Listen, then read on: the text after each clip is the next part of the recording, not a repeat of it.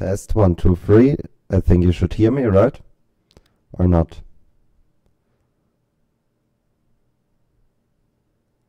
I will just speak a little bit. It looked like you were testing audio, so may I also talk and you hear it if it works, if everything is fine.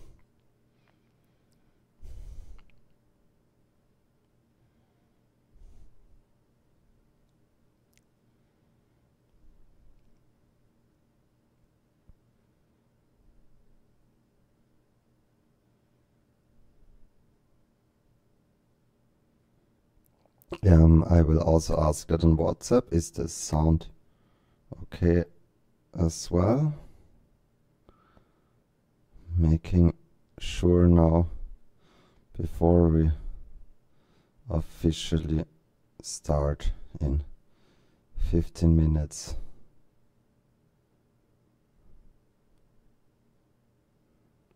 Test 1, 2, 3. Good.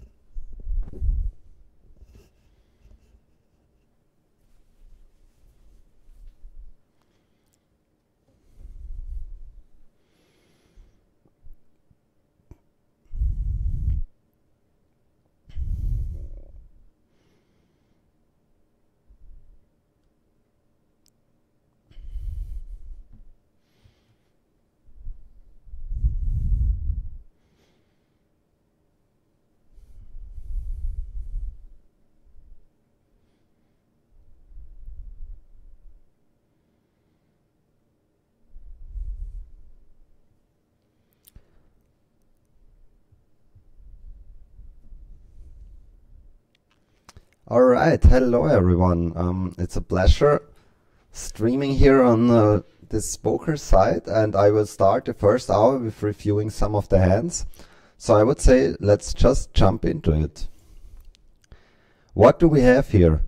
I can say right away, I think that this environment with like 3 blinds or high antes is a little bit new to me, but that's not a problem. We take the challenge and I just share with you what I think of how the hands should be played, or give some useful input here. So let's first take a look at what actually happens, and then we will talk about strategy. So this was a 3 blind game, 5, 10, 20, starts with a limp, a raise from the, I call it him big blind, the other guy would be the straddle, we could call it, or the middle blind. And I believe there was then a 3 bet. So I missed that. Let me go back a bit. Okay, if I click this, the hand restarts. I see that now. Good. Sorry. Took me a bit to get used to it. So again, we start with a limp. Then we have the raise here.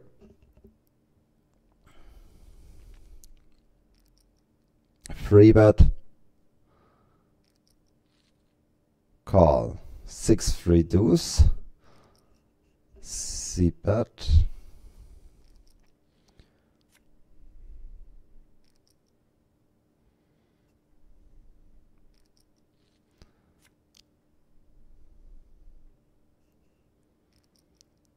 Okay, we have some free streets betting, but yeah, as mentioned, let's first see what actually happens, and then we talk about strategy. Once we see the hands, then it's easier to create the game plan for the players.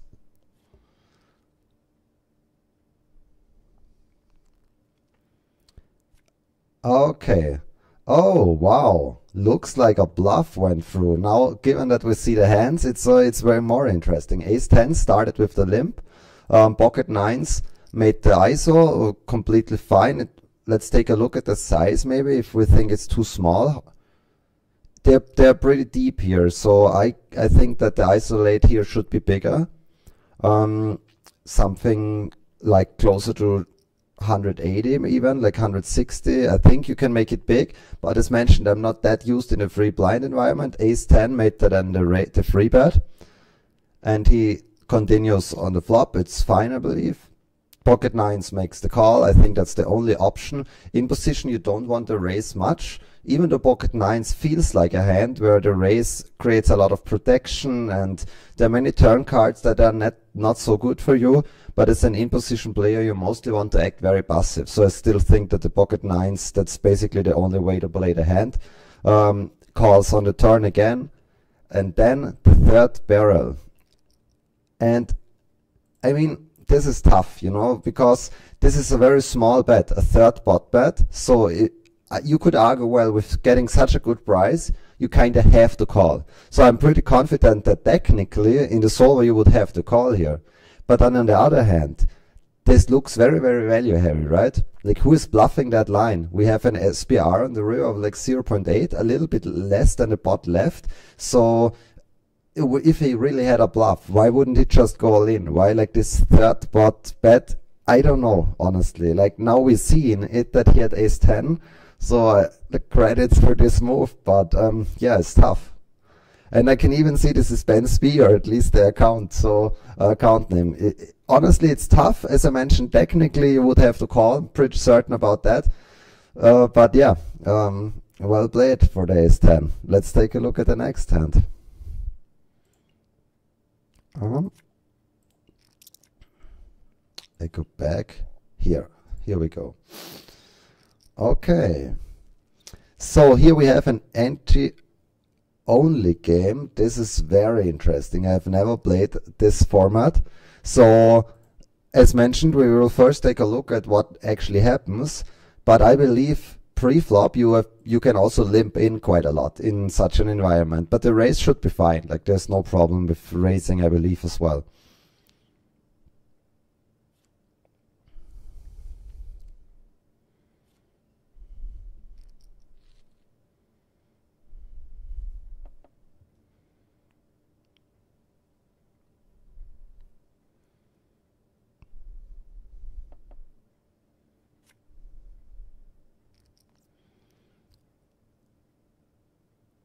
Okay, big bet here, getting called.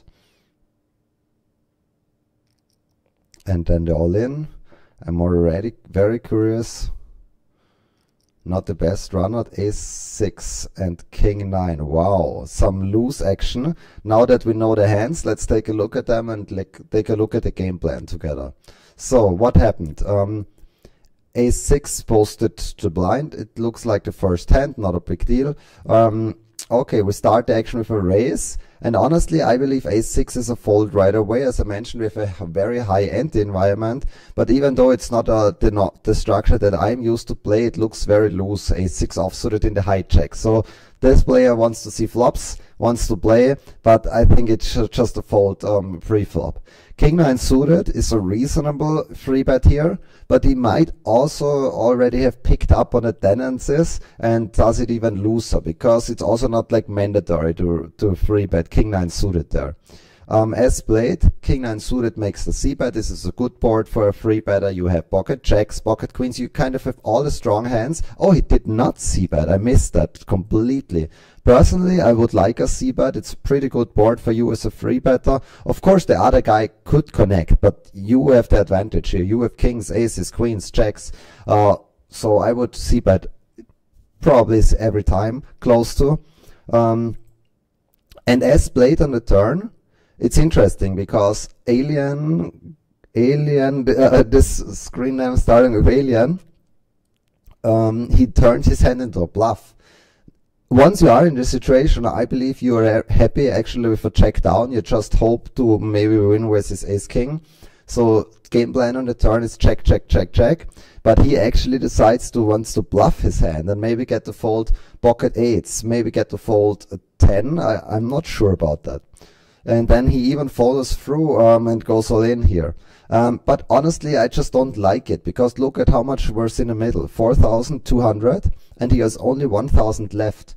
So there's just so little fold equity left at this point, and we can see that. King-9 is calling. Of course, it's not a great hand now to call, but the price is just too good. So yeah, I would say if it was an adjustment from the player with King-9 suited, it was very excellent played.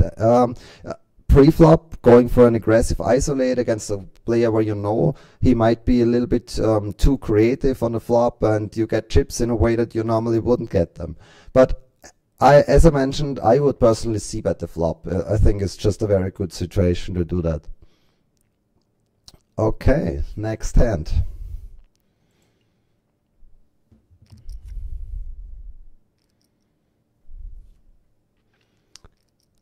It's a free blind game, I believe. Starts with a raise, 2 callers.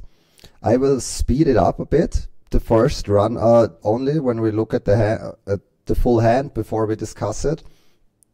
And then we think about strategy.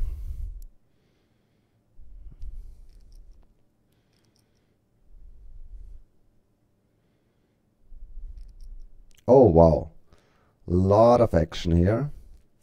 So this will be interesting to discuss then for sure.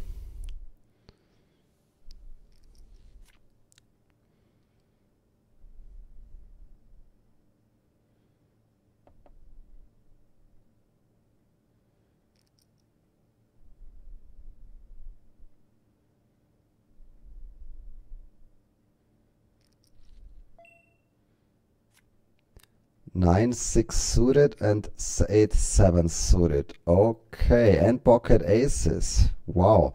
Let's take a look, knowing all the hand information. So, player with pocket aces raises, completely fine. I believe that the call is already ambitious here with 9, 6. Oh, no, he has 8, 7 suited. So this is completely fine. In the button, 9, 6 suited is an ambitious call. I would... yeah, even though you're in a button, I think you would like it to be a bit more connected. Like 9-6 suited just doesn't really cut it here. But anyway, that's what happened. And we can already see actually a really solver-approved line from Ted Devil here. This is, if it's a board for you, if you're multi-way and you know, well, this is not so great for me. I have a lot of ace-king, ace-queen, ace-jack. I have those strong Broadway hands, but this is not really my board. Then you want to start with a check a lot. But then once the action gets back to you, if there is action happening, then you can check raise it aggressive. And that's also what this player is doing. So I really like the line with pocket aces so far. Goes for the check raise here. But the thing is, now it gets wild. So player with 8-7 suited calls. I think that's, yeah, sure, that's a completely reasonable play. And 9-6 suited was tricky on the flop, going for the call. And now he's facing this action. He knows he's very, very, very likely the best hand, and he just raises it up once more, yeah? The thing is, this is a bit too big, because you want to assure that you also get value. Look at it. You have a total stack of 10,000. So if you make this raise size and now you get called, of course, if you get called, it's excellent. And there's like 10,000 in the middle and you have 5,000 left. But you really want to make sure you get called. And it's very, very easy to get your remaining chips in the middle till on the turn, even if you make it smaller or latest till the river. So I would like it way more if the raise is around 3,000, or if you want to be a bit greedy, 3,300 in that direction. Just because now aces fold, and that's not really what you like, right? That's the only concern. But like the line in general, I like them for all players so far.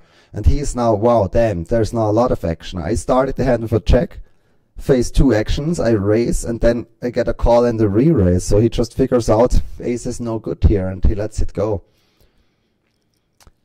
Yeah, and the player with 8-7 of spade, I mean, what should he do? He knows that he is up against a very strong hand, but he still has 8-7 of spade, a super strong combo draw, so he can either just push it right away or maybe the call. Yeah, doesn't really matter, honestly. And of course the hand plays itself at this point. 9-6 suited already decided for this game plan on the flop with the very big raise, and 8-7 suited, of course, has to make the call now. That's what happened here. Good. But in general, I really like the play from a lot of the players involved. Let's see more good hands.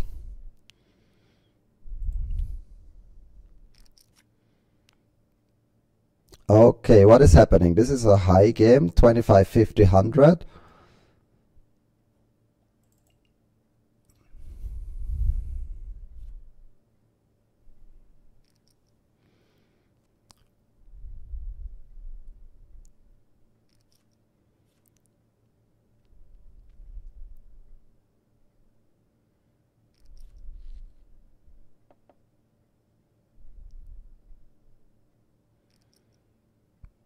Three-way on the flop.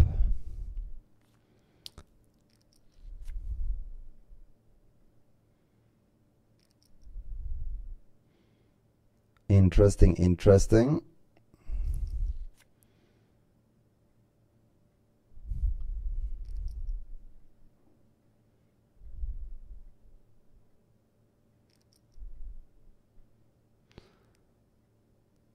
Wow, that's really tricky now for the out of position player.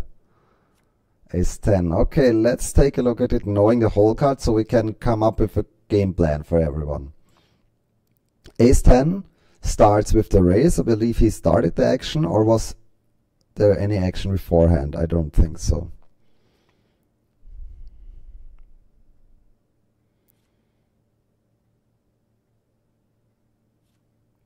Okay, yeah, he starts the action with a raise, with ace 10, gets called by 8-7 suited, completely reasonable, close to, he's the cutoff.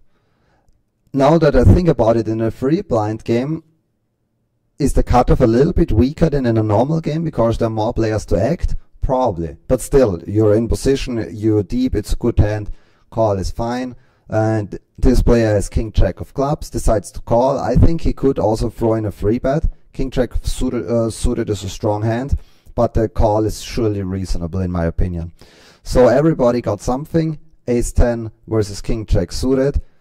He is the pre-flop aggressor, so he decides to make a continuation bet.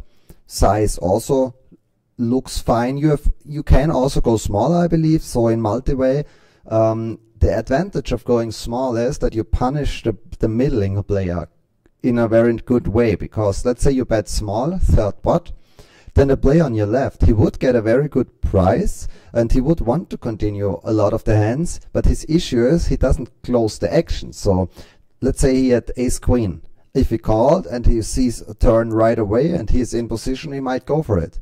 But now he knows, well, there's still one more player left behind, and even though now he would get a good price if the bet is small, he probably has to let go his ace queen. That's kind of a cool thing about small bets in multi-way, that you punish the middling player. But he decides for a bigger c-bet, which is also reasonable in my opinion. It's not like you have to bet small always. Out of position has a tricky spot now. Let's think about strategy. He's calling the c-bet, and if he calls the c-bet, he will continue with a lot of top pairs, of course. He continues a lot of the flush draws, and now both of it completes, like the 10 pairs and the flush draw completes as well. So I think he has more nutted hands at this point, and therefore the lead is reasonable. He leads here. I like it, honestly. Like the original raiser can still have a lot of ace king, ace queen, even over the hands that you can really attack with this like small lead here a lot, and yeah, I like it. Let's see what's happening here. A small bet on the ace. I'm not sure about that. I mean, the thing is, remember what I said on the turn. I said the small bet is nice. You can especially attack hands like ace king, ace queen, ace jack. But now all those hands, if they have the ace now. So I'm asking myself, like, what do you want to achieve now with the small bet? Maybe you can target pocket pairs like pocket eights, pocket sevens, pocket queens. But I'm not sure. I'm not in love with it. There is a chance I'm wrong, but personally I don't really see. Yeah, I just don't see it. I don't get it. I don't bite it. Like, I think a bigger bet would just be good for value. Just go bigger for value, and yeah, okay, maybe you get this call by pocket queens with this very small bet, but compared to the pot, I mean, you're not really increasing your winnings too much here. And I would just think bet bigger here for value. And then ace 10 makes the raise here. Of course it does if you river the boat. And that's really tricky now. I mean, damn it. I feel so sorry for the king jack of clubs player. I mean, you have a very strong hand, but you find yourselves now in a line where you know, okay, is it really the pocket aces? So you're like, no. I mean, but on the other hand, when do you see a bluff? Like, honestly, when do you see a bluff ever in this action? I mean, look how much it happened. The hand started free on the flop. There was a bet on the flop. There was a lead on the turn. There was another lead on the river, and now you get raised. Like, this is just a value hand 9 out of 10 times. So, yeah, I don't know. I think I fold. I mean, it's tough. It's tough. That's why I said I feel a bit sorry for him, because he has a very, very strong hand. But even though you have a very strong hand, if you realize, well, you find yourselves in a situation where it's incredibly unlikely that you get bluffed, then you might just still make the fold, and I think the fold would be the better play. If you have a history and you know the guy is very aggressive, capable of making bluffs in all kind of situations, then you could call. I can see that, but beside that, I will stay with my opinion that the fold is the way to go.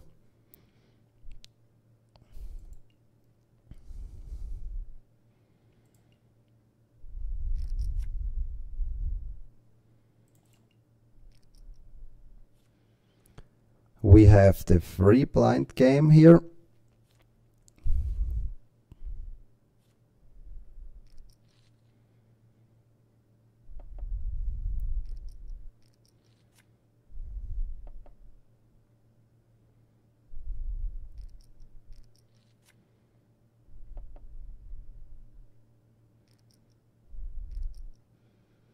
Okay, I missed the flop action, but nevertheless, now we know the hands, so we can talk about game plan for both the players. We have king jack offsuited, we have ace queen offsuited. Let's rewatch it, and now think strategy. So king jack opens, sure, standard. Ace queen, I believe, made the call, or was it a free bet? Because personally, I would like a free bet more. Let's see if it was the free bet. Yes, I like that. Free bet. Ace queen, if you're suited, I mean, you're very deep, so even suited, you probably want to free bet quite a lot. But if you're a little bit more shallow, then a good rule of thumb is that if you're off-suited, you want to make the more aggressive move, like a free bet. And if you're suited, you could consider playing it more passive, making the call. So I like the free bet. The call with king jack offsuited pre-flop is a bit ambitious, I think. But that's what happened. So action went check, c-bet and call. I think that is mandatory continue. I mean, once you played king jack like that you called the free bet pre-flop, and this flop you have second pair, you have a gut shot. I mean, what should you do? So you have to continue your hand. For ace queen, both players improved now. Ace queen, I'm thinking, is there any option to check? Not really. I mean, point is, you have the ace as well. Let's say you had made the free bet with queen 10, then I would bet always, because there is plenty of room for my opponent to have strong top pairs like ace jack or ace 10, ace king, not really. I don't think you would have that. But now you have the straight plus you have the ace, which means that it's a bit more tricky to get called, or it's more unlikely that you get called. So if you want to check back a straight, I think checking back the straight with the kicker ace is probably the best one to check back. As I explained, it's harder to get called. He makes the small bet, reasonable, he gets called. And then we have the pair on the river.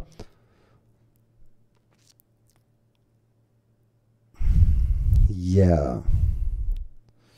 So what is in my mind right now? I'm thinking about, is there any option of checking back?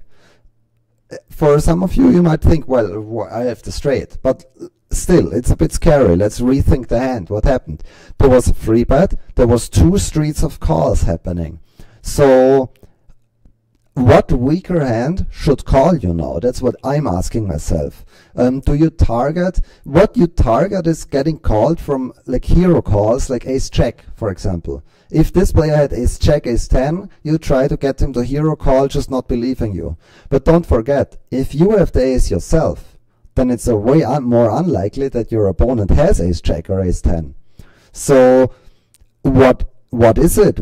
Are the hands that you probably face? I think there is king 10, there is king jack in the range. This player could have had pocket 10s or pocket jacks as well. He just check calls on the turn. Of course, he's not raising. On the forecast straight, he's calling again his pocket 10s, his pocket jacks.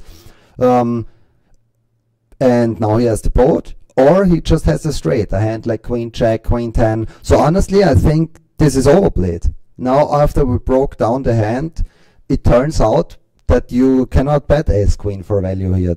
It's just not a value bet anymore at this point. So yeah, you know you have a good hand with ace queen, but you cannot really get called by worse here. And that's how it is. Sometimes we need to realize that even though we have a strong hand, we need to realize at what point we cannot get called by weaker hands anymore. And so the only line that he could choose is a check back. And then he bets, and then he doomed himself, kind of, right? Because now he's facing the raise, and he's like, oh damn it, the pot is huge and I only have 1,000 left to call after I already committed half my stack on the river. But as I mentioned, okay, now we could argue, is it a fold, is it a call against the raise all in? But the point for me is more it's a check back, and then you just avoid this to get into the situation completely. And I do not see an alternative. So, yep, that's how I see it.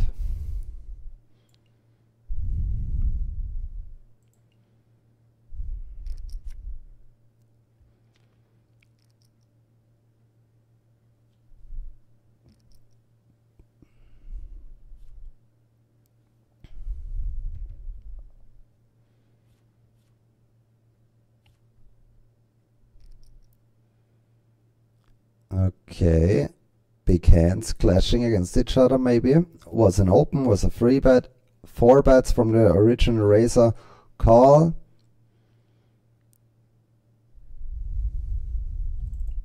Let's speed it up, the first review.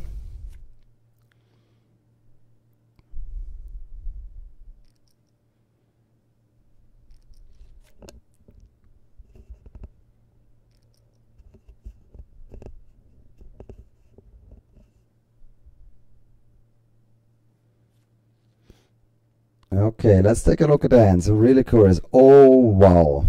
I expected a lot, but certainly not 9-8. Incredible. So with that knowledge, I think, yeah, let's break down the hand, knowing that this was a sick play. And ace-jack suited was put in a really tough spot and made the better hand fold. When I say is it a sick play, do I mean it's a good play? I would say no in the long run. If you're making that crazy plays, it's probably not the best idea, but I mean, if you just want to have fun, you gamble a bit, making an aggressive move, fair enough. So ace-jack makes the free bet. You know, if a player makes a move like that, then I think you know you already have a little bit of a history, right? So you probably realize this player wants to play a lot of hands, he's aggressive, so you just isolate ace-jack suited, you want to play against him in a heads up pot, you're also very deep. So I think that's by far the best option. So ace-jack suited at this point makes the free bet. And now he is facing the 4-bet. And already at this point, it's not great with ace-jack. I mean, you're going to continue. It's not like you can fold right now. But it's not fantastic. If you're early position, you make a free bet, and then you get the big 4-bet. Okay, you call. And this is kind of your dream flop. If you call with ace-jack of clubs, you have top pair, you have the backdoor flush. It's a safe board. Perfect. We have a c-bet here. On the smaller side, the bot was 2700 and the c-bet is small, but it should be fine. I mean, the thing is, in theory, there are so many sizes used often, so we can never really say, oh, this size is wrong or this size is right. No, that's not true. On turns and rivers, we can definitely say that. There's often the one game plan that you should follow. But on the flop, there's still a lot of mixing with sizes happening. The solvers, they really like a mix of everything. Some big sizes, some small sizes. So personally, as a human, I simplify it. I often try to make, for example, just one size on this flop potentially. But this player has chosen for a smaller size, which is also completely fine, as I mentioned. Then the in-position player called with ace-jack of clubs, only option. Let's see how he manages to get the best hand to fold now. Continues with a half pot bet. I think he had 1 diamond in his hand, and at that point it's not great for ace-jack, but you still know, while the opponent could easily have ace-king, he could easily have ace-queen with 1 diamond, those kind of hands, or just even no equity bluffs sometimes. Sometimes, who knows, maybe the player continues with ace-10 of hearts. I mean, this would be very ambitious, but you never know. So I still think you have to call. And now you are on the river and you face the all-in, and that's...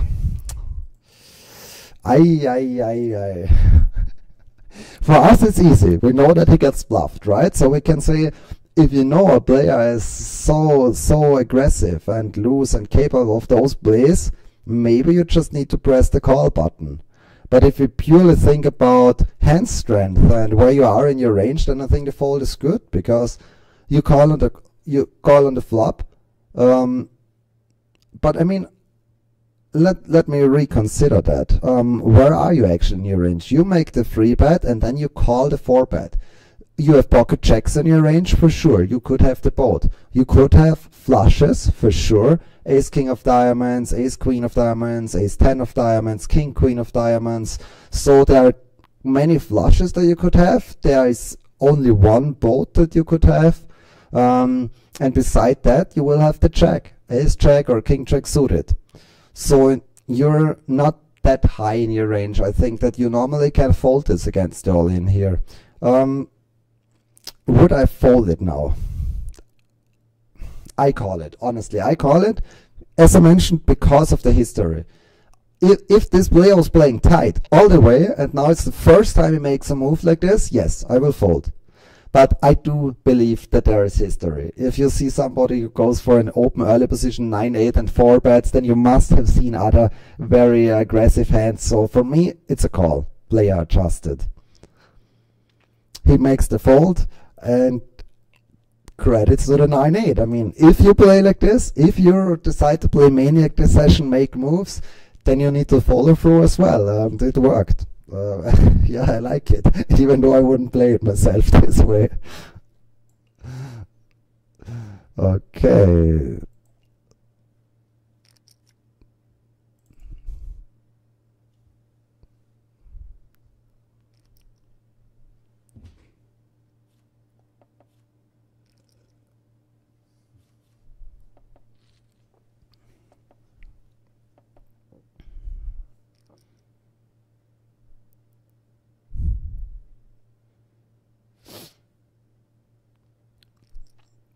If I've seen it correctly, this is a table without any blind structure, or like ante only. We'll see it afterwards once we break down the strategy for each player. But this is something to pay attention on.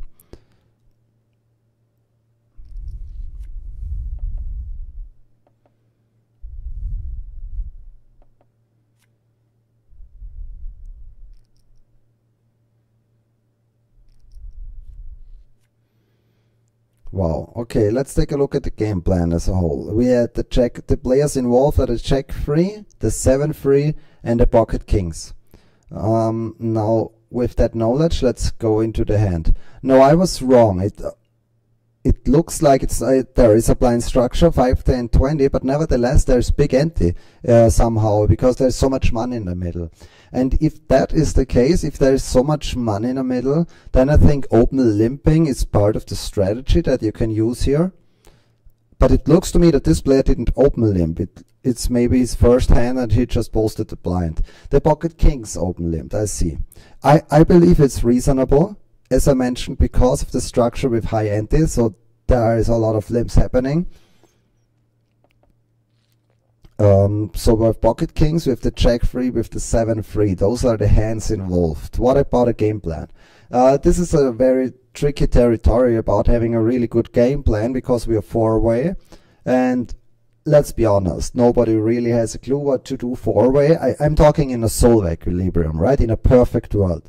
Like, this is very, very complex to study, it takes a long time. It's more like guessing game from everyone. Even the best pros out there right now, they more often than not, they're just purely guessing in those situations. So we need to think of what is reasonable here. The check free is the second last to act. He flopped the trips, has a pretty solid kicker, and he makes a bet.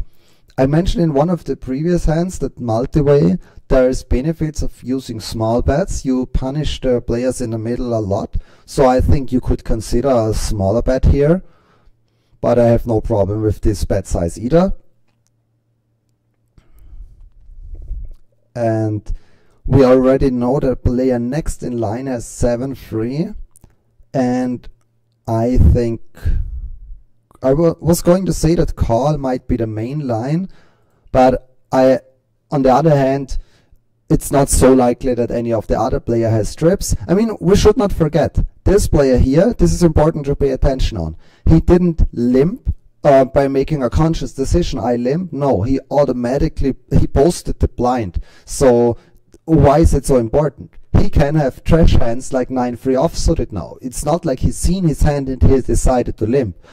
He already made the post before his hand got dealt. What is the difference? It means that he can have more free X than he normally would have. If there's an under the gun limp and you limp behind, then it's unlikely that you have the free, right? Like what hands? You're not gonna limp Queen 3 offsuited, 9 3 offsuited, 8 3 offsuited. But if you posted a blind and you have every single hand available now, then you have more trips. And that's the point that I want to make. So 7-3 you have trips, but this is pretty much the weakest trips that you could have had with the kicker 7, and so I personally would have considered to call here, but yeah, I don't really mind the raise. There's still a lot of king X that you can target, flush draws that you can target, fair enough. Then you make the raise and you get a cold call. this is already some alarming signals. What, I mean, ace queen of hearts, would those hands continue? I think they might continue. So, but just be careful now. If you made a raise on if the flop is four-way, there's a bet, you make a raise, you get a cold call, then I'm already a little bit suspicious. And then I get the cold call and I get the re-raise. Wow, I mean, let's think, because I might suggest a sick move here, which is just to fold the trips right away. Let's think about this one more second. So, four-way on the flop. As I mentioned, this player bets. Now you decide to raise. What hands do you do it with? You do it with the 3x. This is your only value hands. Then you get the cold call and the re-raise. So given that you only do it with 3x for value, you at least want to fold some of them. Now you cannot just because you have trips doesn't mean you have to continue all of them. If you still know, well, the only hands I have here for value is 3x, then I think you should let go of some. And yeah, if I face this action, then you have the 7 without an overcard, without a heart. I think it's a fold. It's of course hard. It doesn't happen that often that we flop trips, right? So emotionally we are very connected, but this is one of the skills as a poker player. You have to identify when action is just too much, and once your hand lost its strength, or once your hand lost its power. And that's a situation like that where I kind of have to identify, no, it's time to let it go, in my opinion. Let's see what happens. Player continues, and then this player overcall as well. And now you, like, really all the alarm signals must be activated. Like, this is because you know they're not free. There's not room for free players to have trips. So when there's this action, you can already, like, oh, what is happening is maybe I run into pocket kings. Like, how is it possible that free players have a monster on a trips board if there are only 2 trips out there? So yeah, be careful now. Goes check, check, check. All right, the check back on the turn. I think I like it. What does it tell us? It tells us that this player identified the situation correctly.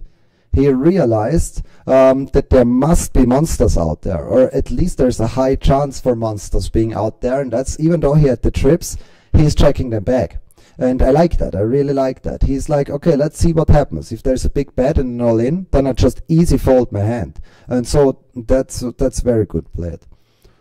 Let's see, and that's exactly what is happening. There's a half pot bet. Now you improve to the full house. This player is only calling. No, I don't like that. What his intention might be that he allows the player behind to overcall if he had the 3 or something, but honestly I just think you miss value. I mean, are you afraid to run into quads? No, I don't see it. Like, you just have to call in here. It's so little left. I mean, how should the players now fold? Or you just get the calls so often. I don't like it. But what I really like, and I think I mentioned it, and it's very well played, is the play from the check 3. He was the one who got the hand right. 7-3 suited overplayed his hand on the flop already.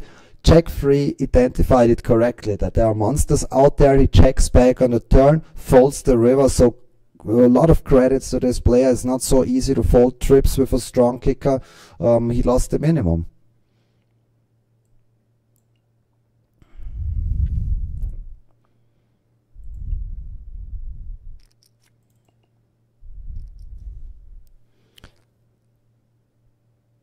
We have the same environment as before, I believe, where there is kind of high antes in the middle. I said the strategy will for sure include limping, but I also think that raising is fine. So kind of both ways work. Depends what you just like more. If you want to structure a lot of limps, then you of course need to limp a lot of the strong hands as well.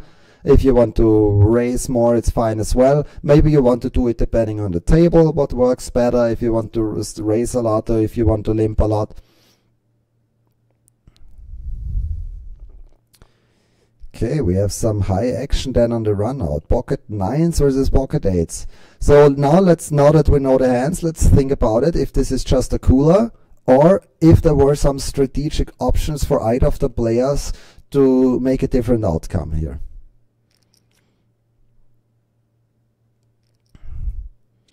So the pocket 9s raised.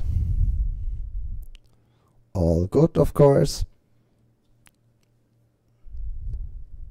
Was it a heads up pot on the flop? I mean, let's speed it up. Just pre-flop and speed it up, not on the later streets now. So the pocket 8s call. Okay, so pre-flop there was no way to act different. He raised, he called, both flop are set, goes c-bet, and he could raise now, which he does. I like it as well. Pocket 9s in position, they will just slow play. Thing is, now if you re-raise, you're not really, like, what do you achieve? If you get raised here, the value hand that you represent is the straight, and you don't beat it with pocket 9s, and then of course you could have bluffs as well, so you want to make sure that you keep the bluffs in and not only re-raise to get it in versus queen 10, so that pocket 9s, the call is for sure the way to go. Now the pot is around 1100, and with 2600 in it went check check on the turn. Let's think about that. From the perspective of pocket 8s, the turn check I think is solid. If you check raise and you get called, then the in position player will definitely call a lot of hands that include the 10, who's just not folding the straight, dropping in position, so the check is fine. I think you could also bet on the turn. I still think there's enough reasons that you couldn't consider a bet, because the in position player could easily have aces, kings, queens. He could easily have just a top pair, like king check, queen check. He could have flush draws. So I said the check on the turn is fine with pocket 8s, and that's true, it's fine, but it's not the only option. You can definitely consider to bet as well, in my opinion. Pocket 9s then checked back, fair enough, and now both improved to a full house. So yeah, there was not really much to be done for anyone. And does the money go in now? Yeah, he bets half pot.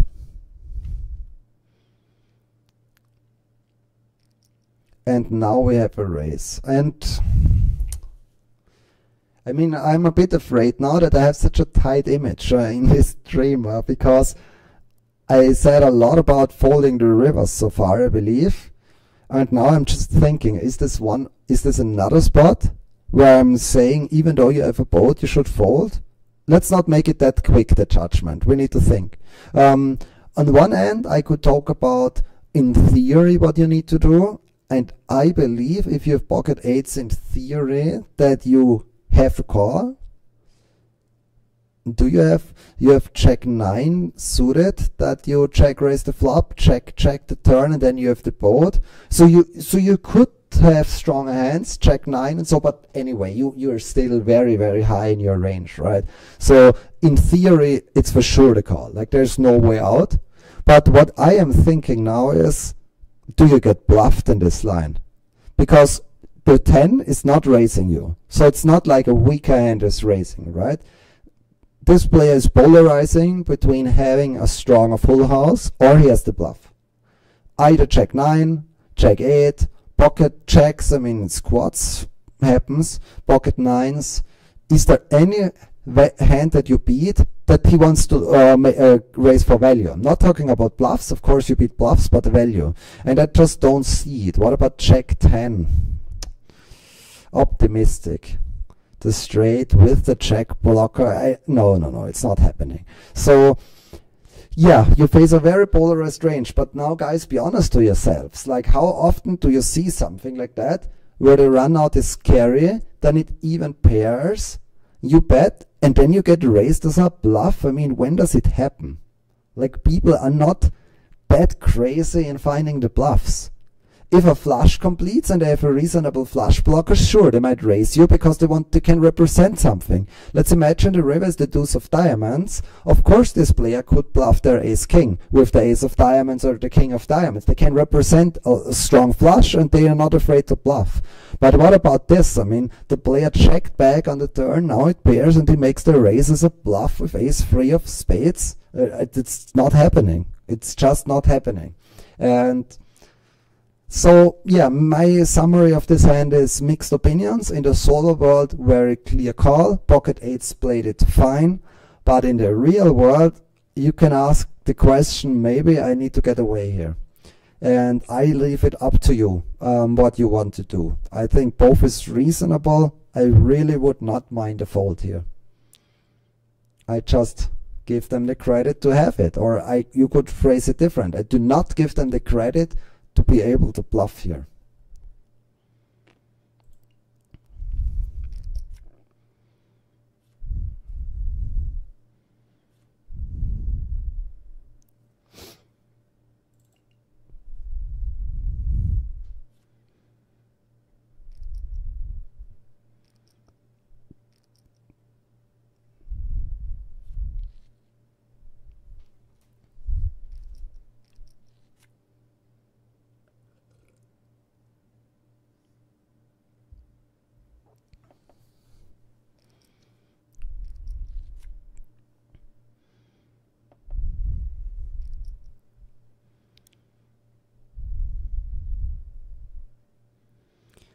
Okay, I'm already curious once more about what they had. Pocket nines with the hero call and the failed bluff with the ace check. Now let's start our strategical review of the hand and think about the best play from the ace check. Is there a way to win the hand by maybe finding optimal lines, or is it just or what about the call down with the pocket nines? It's interesting. 3 blind game. The first blind, we call him, I think it's called small blind, he makes the raise. Then we have a 3-bet, a cold call, and a fold. I think this is reasonable. There was antes as well, and the sizes were not too big altogether, so I think there is some cold calls happening. If the action starts with a smaller raise, a smaller 3-bet, and then you're in position, you're not just folding hands like king jack suited, but you also don't necessarily have the 4-bet all of them. You're still in position to both other players, so you can definitely work with cold calls. Would a cold call ace jack offsuited? Not sure about that. To me, ace jack offsuited is not a hand that is good to cold call. If you had ace jack suited, sure, but if you're offsuited, I think you either fold it or you 4-bet. I mentioned this a few hands ago. This is a good rule of thumb. If you're offsuited, you tend to take the more aggressive option. It's a bit better to avoid going post-flop, especially going post-flop multi-way. If you're suited, you don't really mind going post-flop. You don't mind going multi-way if you have a nut suit especially. So that's what I think here. Ace jack offsuited, either fold pre-flop or 4-bet pre-flop. What is happening on the flop? Player makes a c-bet. Ace jack has to call, so at this point no mistake was being made. Well, we could argue that maybe pocket nines could consider the check against a range that cold calls is a bit tricky. But anyway, he made a c-bet, he got called. Is the turn going check check? I would assume that. I don't see an alternative for pocket nines. Royal flush, I hope you find the check. Yes, you did. And then we have a bet here.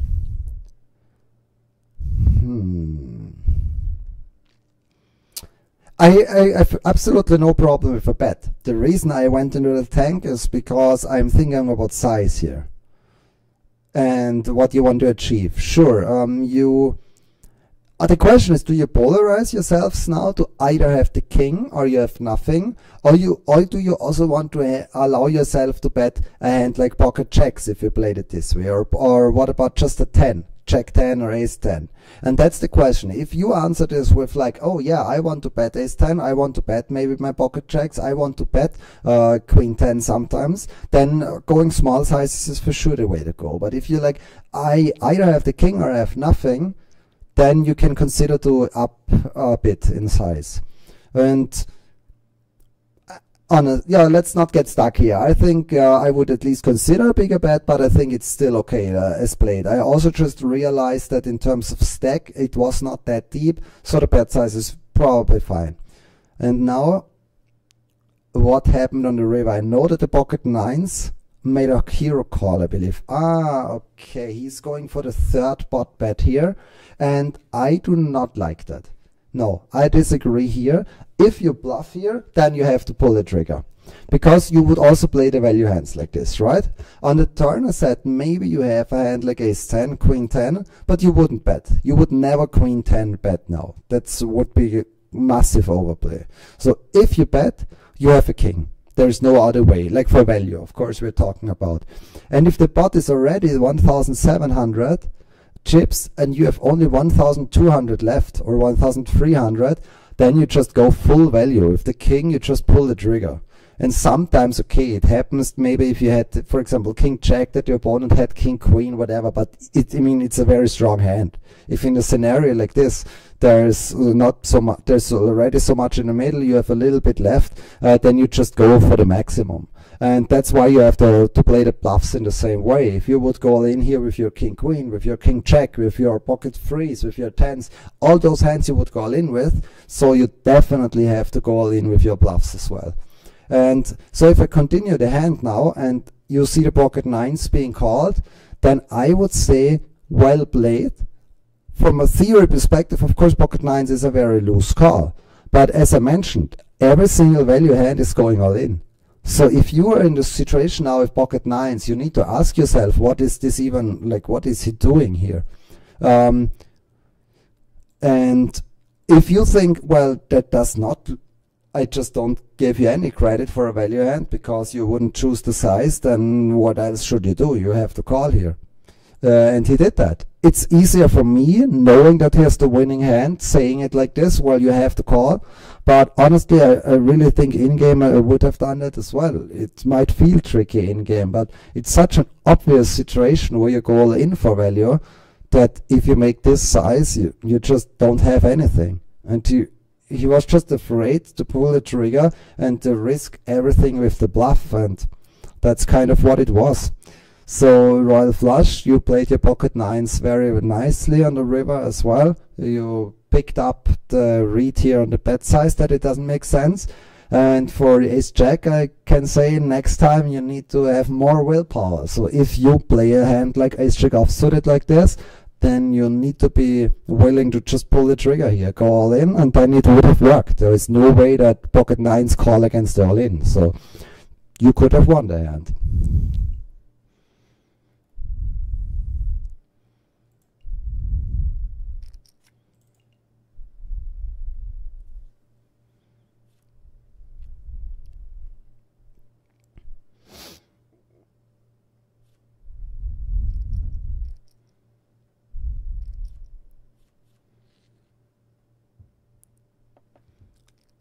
Three players on the flop.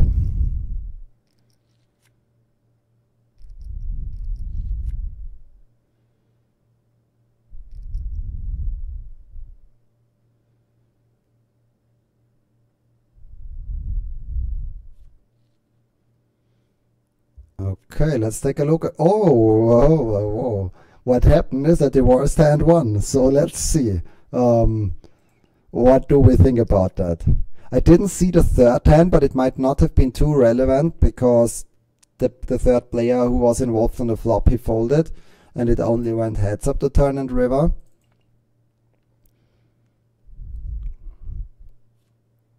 So the player with ace-9 suited starts the action with a raise, ace-5 makes the call, and in my opinion that's too ambitious. As mentioned, it's not the format that I'm that used to playing, but I'm confident to say that ace-5 offsuited is a fold here. So we need to have it in mind. This player wants to see, he wants to gamble a bit, he likes to see flops, he just wants to be involved, fair enough. And if you play ace-5 like that, then I think the bet on the flop is good, or it's okay. You can of course check, but I honestly think the bet is fine. You know there is a ton of broadways out there, king queen, king 10, ace jack, all those hands. So you want protection, you want the fold equity right away. Fair enough, you bet. The button is the player where I'm a bit more afraid. He could have overcalled the pocket pairs, he could have overcalled 8-7 suited, those type of hands. So if you bet with the ace-5 and you get raised from the button, you just have a snap fold. It's just too strong. But gladly he folded, and now this player is raising. And that's now kind of the issue if you play hands like ace-5. Now you know your image is to play very, very loose, and now you kind of feel forced that you just don't give the players that will just maybe make more moves, and then you feel like, well, I have to continue, and the problems start. So yeah, what you do, I think you could do both, honestly. I think a fold would work. I mean, you have way better hands. You have so many, you have all the sets, you have so many flush draws, you have so many, you can even have the straights, and now you just have a middle pair and on a super straight and drawy board. I think fold is reasonable. I do think that the call is also okay, to be honest. Like, it's not out of the world to make the call on the flop. He decided to make the call, and as played, he calls again. Okay. Wow. I mean, this is, I mean, the king is, guys, some tough spots here. I'm thinking about it. Is the king a card that he can really have now as well for value, or is it just something that he will use here all the time to bluff? And it depends a lot on how is this player sometimes playing ace king like this on the flop and on the turn, and my answer is no. Ace king is not played like this. Ace king might stick around on the flop, but it will be sticking around with calling the 130. It will not check raise and barrel the turn. I don't think he would ever play it like this. But what he could have is he could have king queen of clubs, for example, or king jack of clubs. Then you can definitely make the check raise on the flop. You continue the turn, you still have overcards, you still have the flush draw, and then you river the top pair on the river. So definitely the king gives you some more value hands now. What about if you had pocket checks? Would you go for another value? If you had pocket checks, this looks like an overkill, right? Because you check raise the flop, you get called on the turn, and you bet big on the river. No, this is too much. So I think this would be too thin. So what is happening here, it took me a little bit. You can see I share the thought process openly with you. But what we figured out now, I could call it, we figured it out together, going through this thought process, is that this player is very polarized now between the king or a straight or nothing. I just don't really see these lighter value hands. I don't see pocket queens, I don't see pocket nines. That's not really happening. And what does it mean for the player with ace-5? Yeah, you have a bluff catcher, and I think both works, honestly. I mean, of course you can fold, totally fine, it's not a problem. But if you are in this mood to play this way, that you start playing ace-5 offsuited pre-flop, that you stick around, like if you really are in this kind of mood to play loose, stick around, be a bit tilting the other players, make moves of them, and yeah, be fancy with hands, why not make the call here as well, you know? Like, I don't think it's such a bad spot to bluff catch, as I mentioned. It's like either you got lucky and rivered the king, or you had straight maybe on the flop. Sure, 7-8 of hearts, you could have had it. But yeah, I wouldn't mind a bluff catch, honestly. So that this guy has ace-9 of hearts is probably the sickest part of all. I mean, this is insane. Like, why you check raise ace-9 of hearts on the flop? I cannot believe it. Like, why? But okay, he did it with a lot of heart, right? Like, he really went for it. So sick. Okay, that's funny. Good. Last hand, I believe, for the review, because we also get going with playing. Heads up. Deep heads up. Ooh. That's not my most favorite stage of playing poker, but a lot of people loving it. Deep heads up. There's a lot of room for moves, a lot of room for who has the stronger willpower to win the hand, let's call it like that, because yeah, if you put enough pressure, it's hard to call down often, so it's an interesting territory. It's just, no, I don't personally enjoy it that much, but a lot of people do.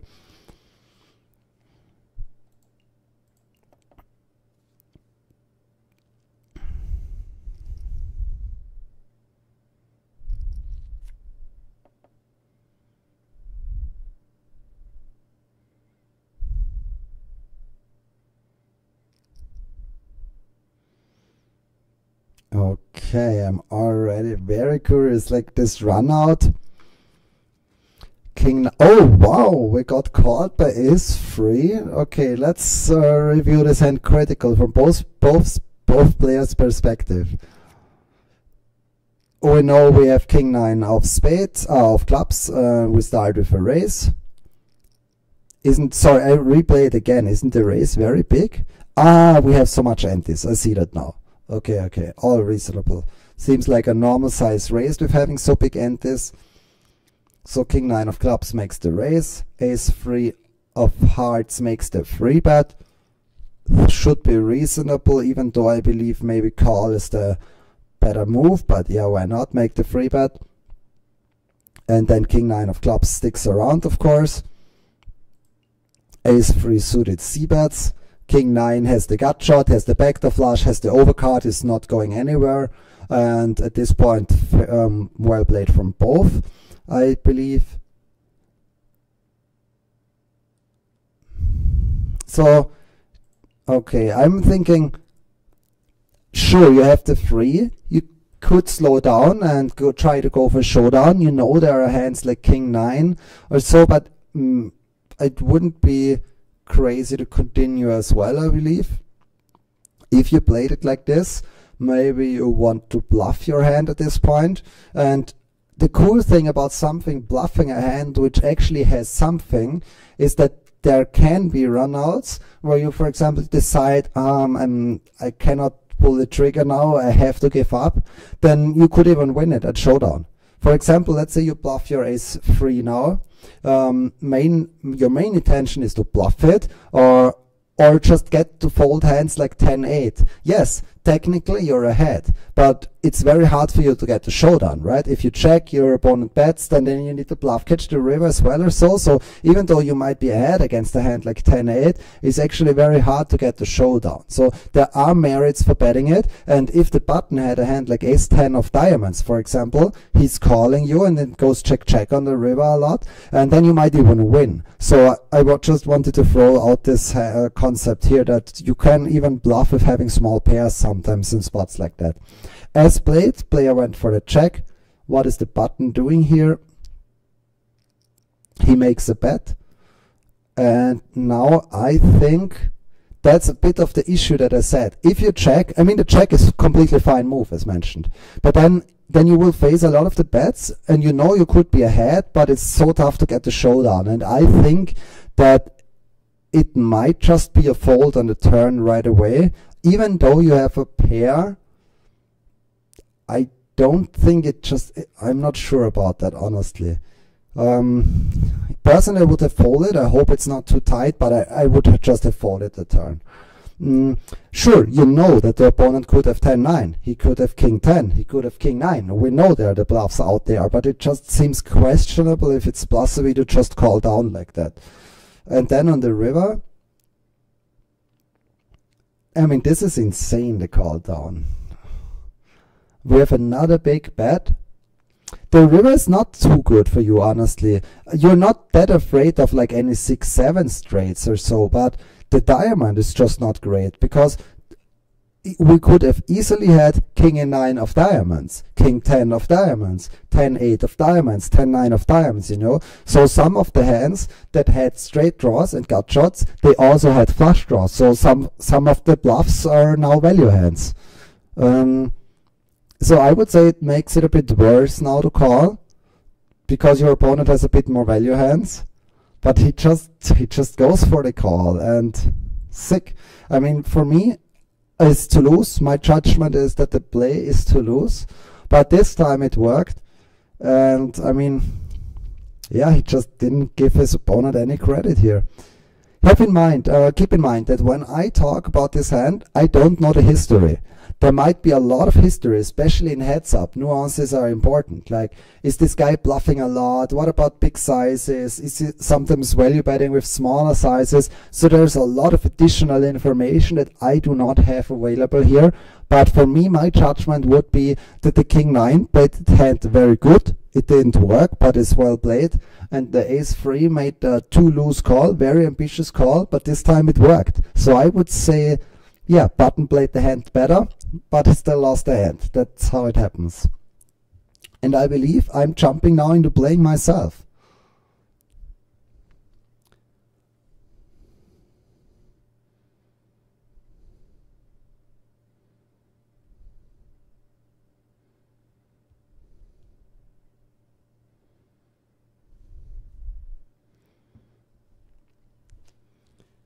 I am just waiting to set it up, get some help setting it up, that I'm joining the correct table.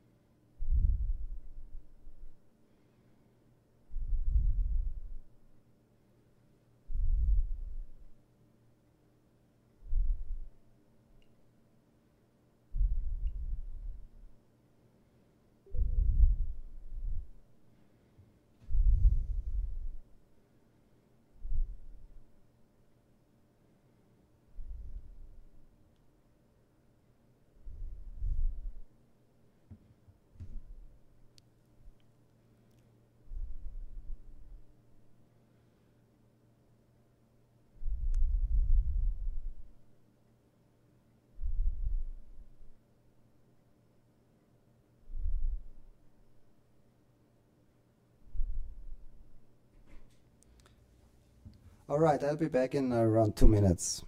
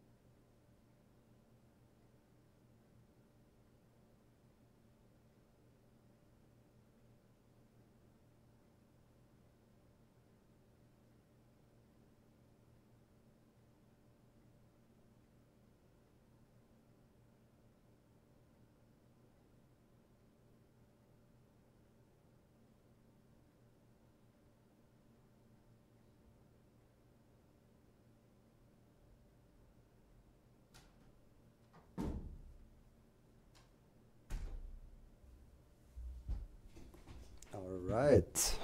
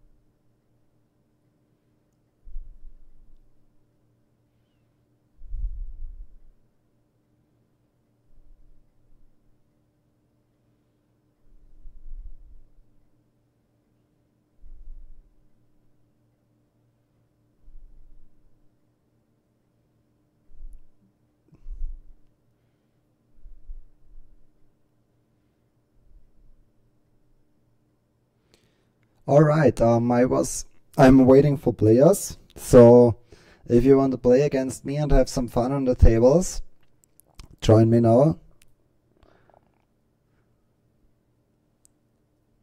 I am already curious. It's a free blind game, so I believe it's the first time I'm playing a free blind game. So you will see me trying to freestyle my way around this.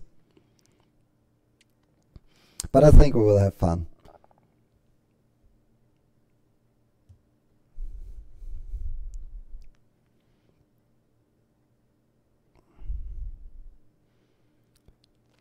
In the meanwhile, I can tell you what's next for me.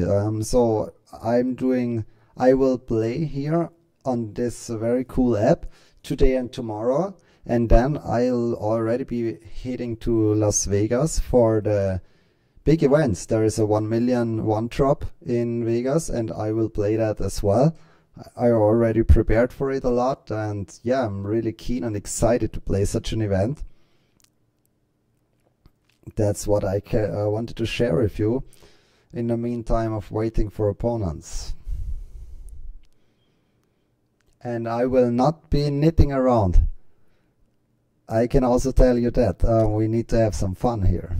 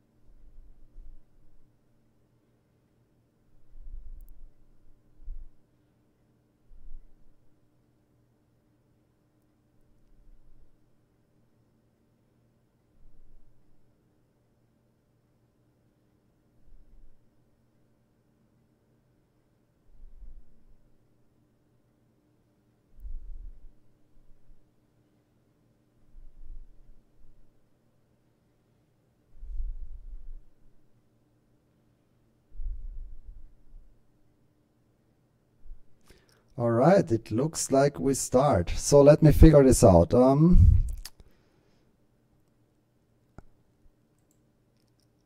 I will try different things here. I will try playing a bit with limps. I will sometimes play a bit with races as well. See how this goes in this free blind format. Just getting a feeling for it.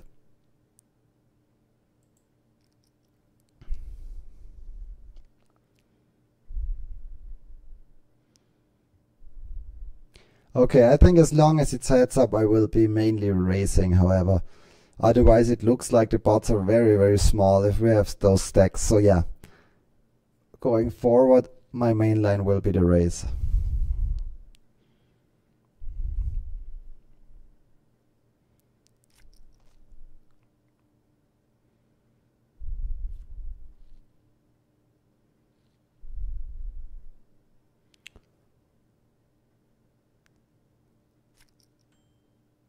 Let's raise it up. So the picture of CSSSS is a cat, and I'm allergic to cats. So let's see how it's going. When I have a cat around me, my eyes start to get red and like itchy, and the nose is also not too happy about that. Oh, I'm about to act. Good, let's act.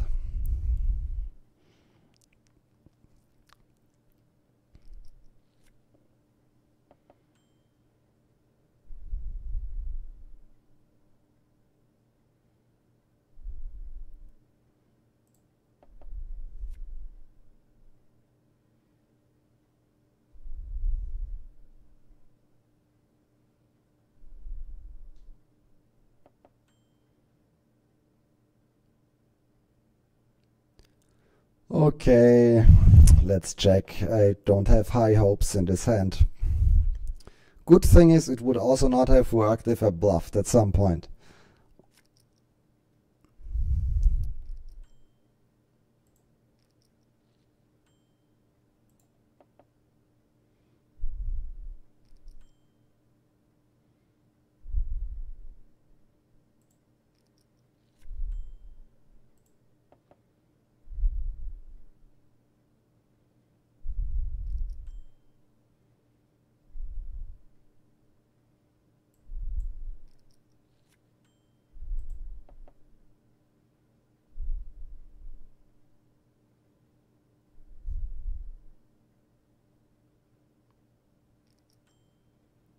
Ay.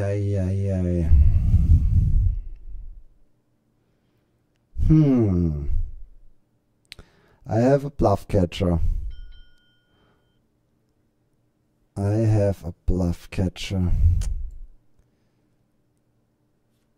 Okay, I timed out. Yeah, it's okay. I mean, I had a bluff catcher only anyway. I had the 8 there. But I think I was leaning a bit more towards the calling side, I have to say.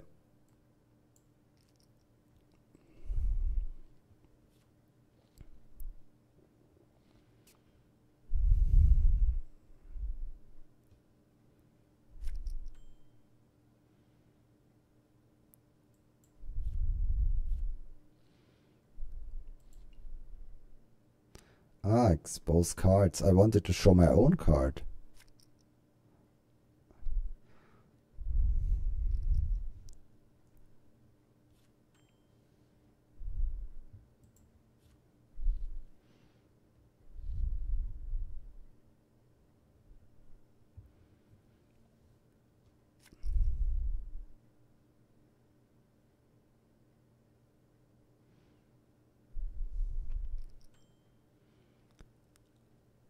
It's so interesting because of the ante here. We just play. We want to see flops. Let's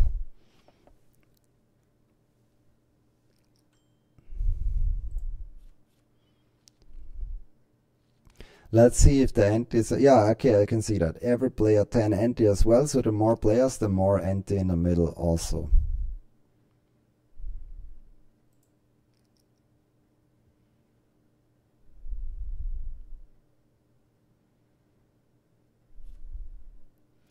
We have Phil Ivey on the table. Nice.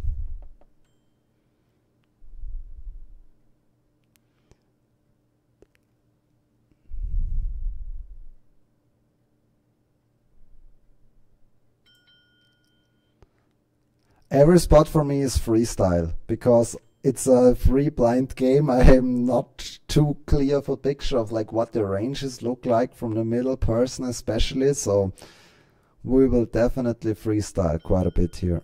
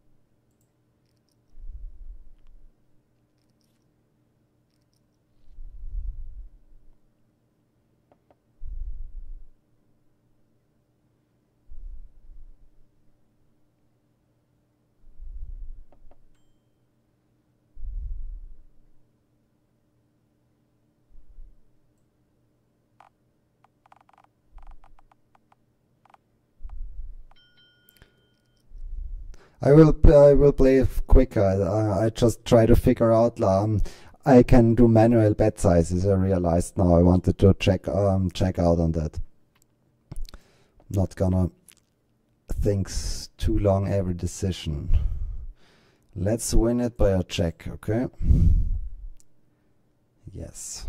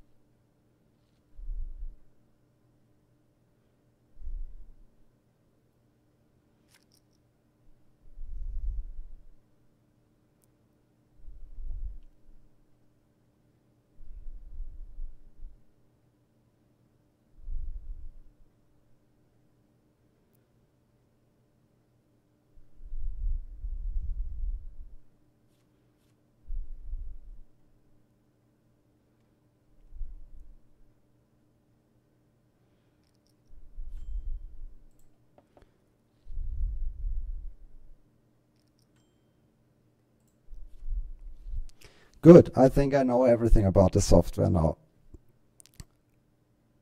So it's possible to show a card. I want that as well. How can I show a card if I fold? Where do I need to click? I couldn't figure out this part yet.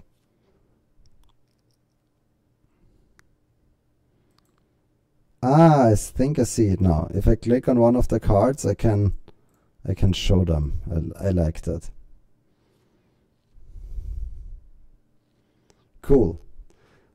That's really nice in the software. I want to I like that.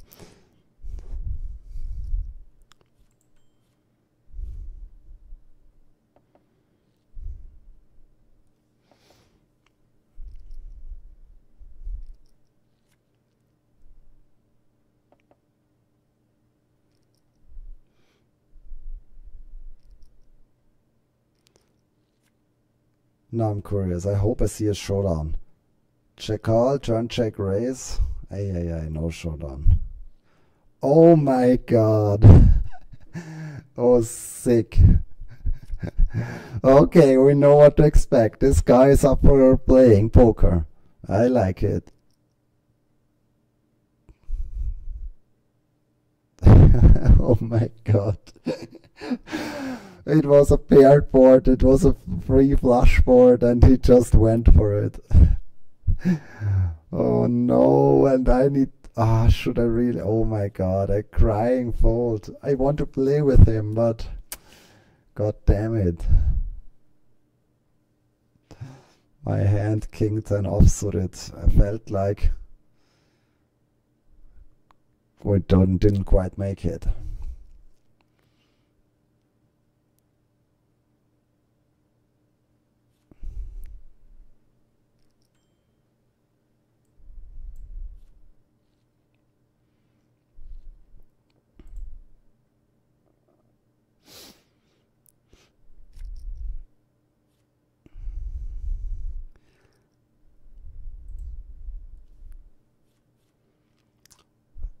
It's always cool if you try to bluff the guy who bluffs a lot. I think this way we can get him. We can get him a bit tilted, maybe. Maybe we try that at some point. If there's a good opportunity, we will be going for the bluff.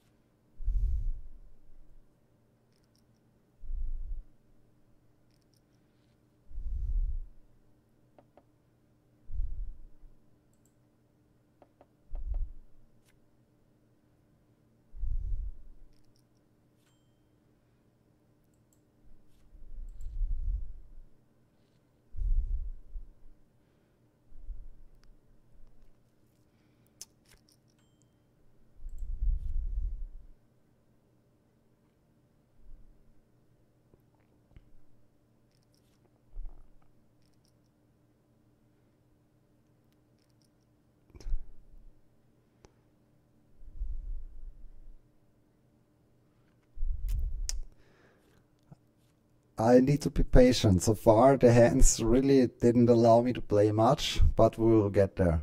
Slow start, but I feel like we will have some cool hands.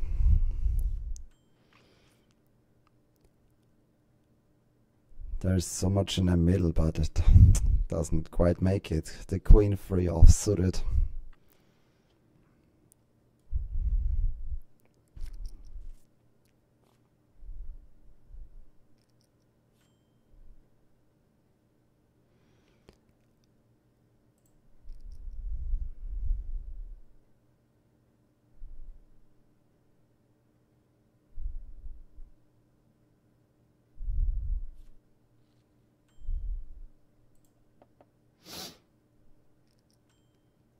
Ah ja.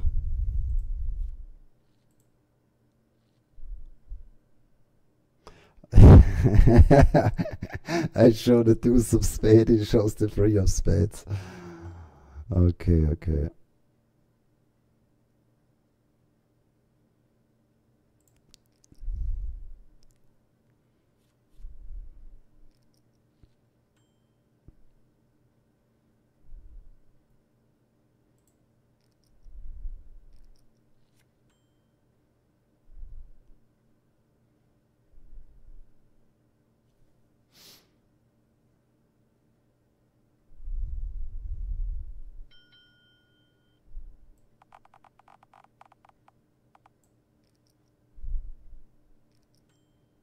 Okay, let's go. What is this? No, I think I will not purchase it. What I click? Cancel, I think. Yeah. I need the double up.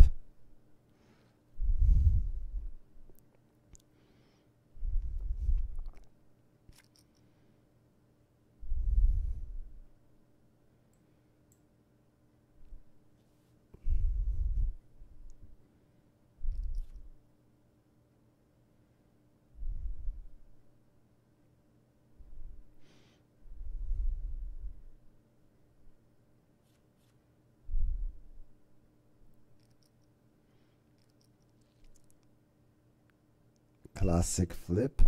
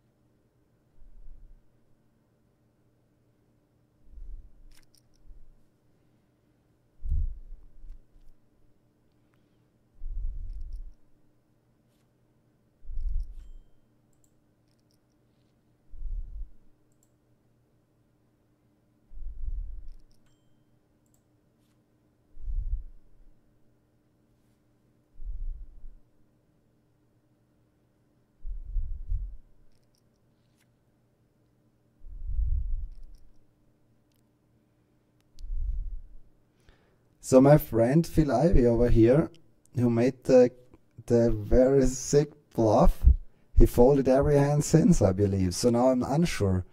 Is he making moves or it was just a one-time thing? We will keep attention on it.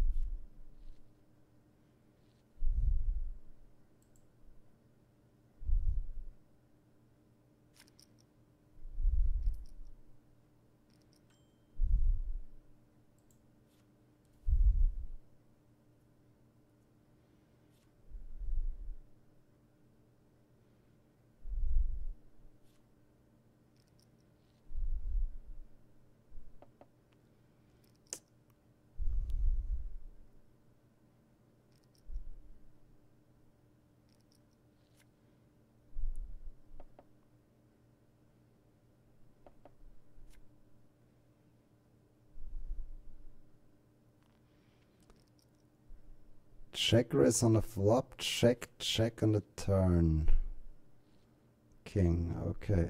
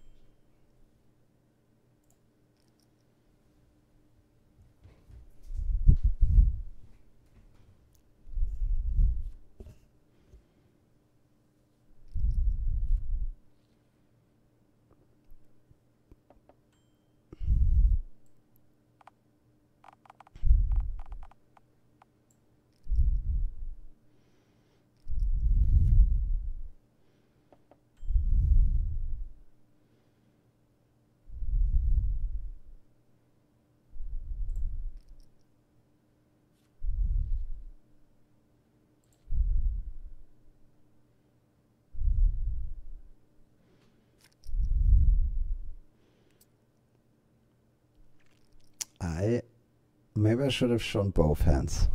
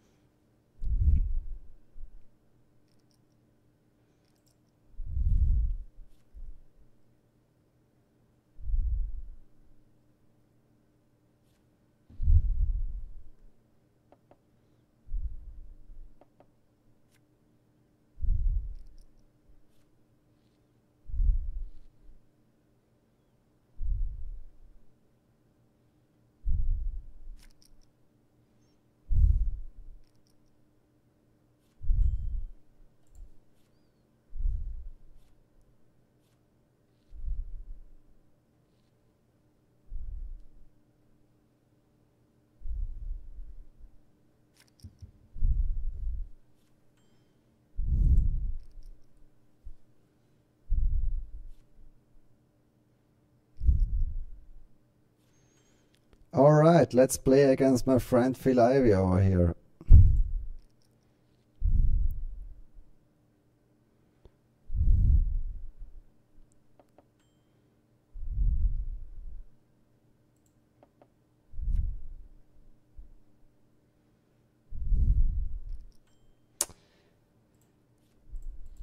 That's not my flop. Oh no, oh no, oh no. Oh no, he bluffed me. Now I'm already tilted. I knew he's capable of bluffing. But what should I do? I was thinking to bet the flop there. Check 10-9. But I didn't have a club. If I had a club, I think I would have just bluffed it. I could still get folds. I always have two strong outs. It's better than nothing. God, we're gonna get revenge at some point. I will bluff you as well.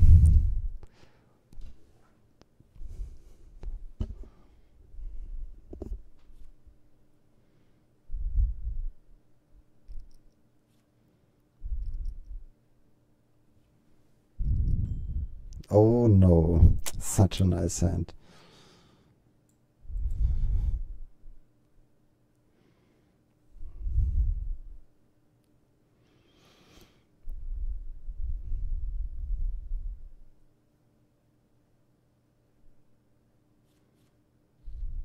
I want the rabbit hunt.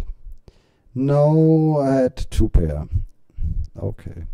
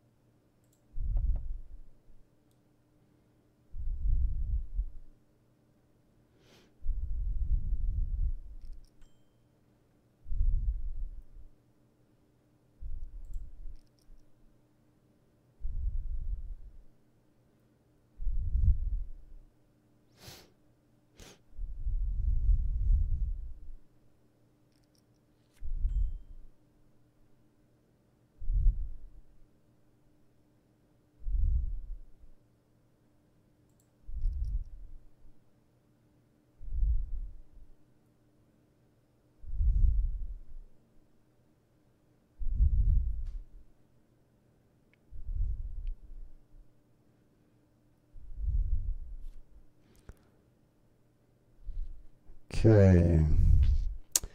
Yeah, and on the, I think you can see my cards with some delay. I had pocket checks there. My game plan was to bet the turn and then check the river, going for 3 streets. I think it's too greedy. So pre-flop I limp, I will do that a lot in the small blind.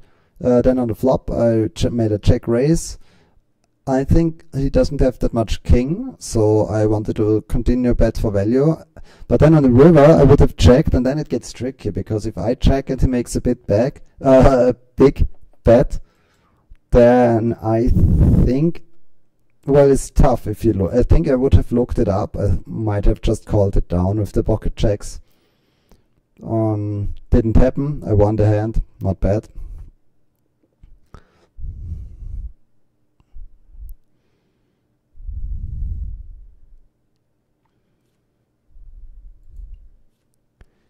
Okay, I can go into the replay, it appears. So yeah, that was the hand. If then the river is whatever, a deuce, a check, and he bets big, we would have a challenging situation. Let's use the time. So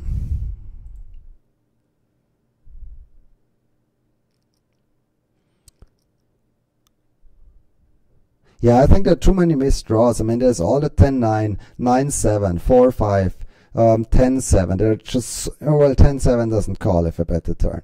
But if I bet here, I get called. I think I just bluff catch the river. There are some bad rivers, like a 5, a 7. Like if all those draws, if they complete, then bluff catching is probably not good, and I would end up folding. But on a lot of the cards, I would just bluff catch the river.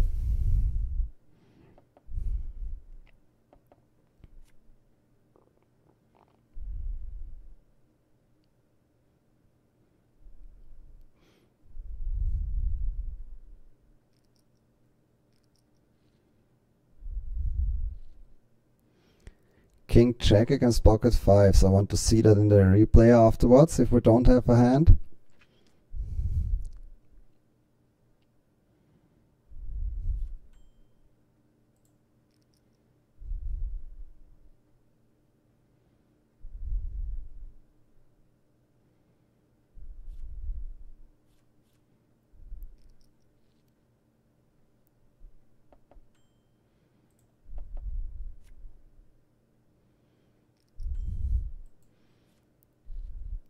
Not the turn card I was looking for.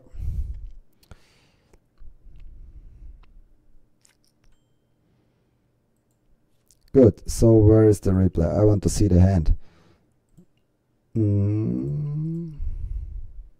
Where is it? This one.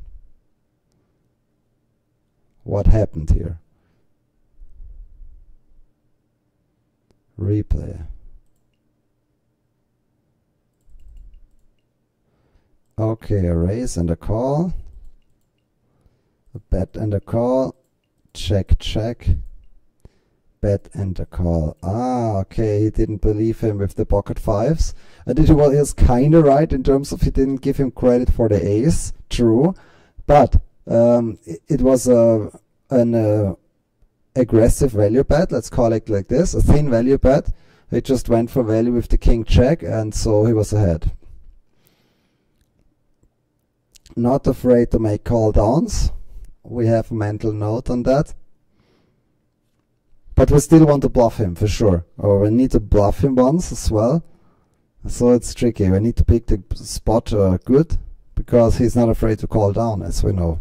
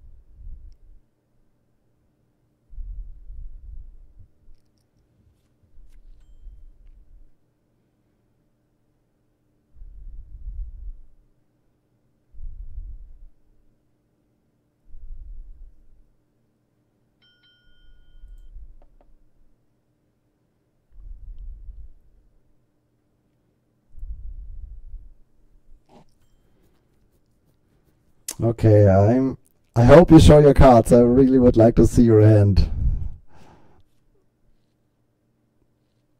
Oh, damn it. We didn't see it.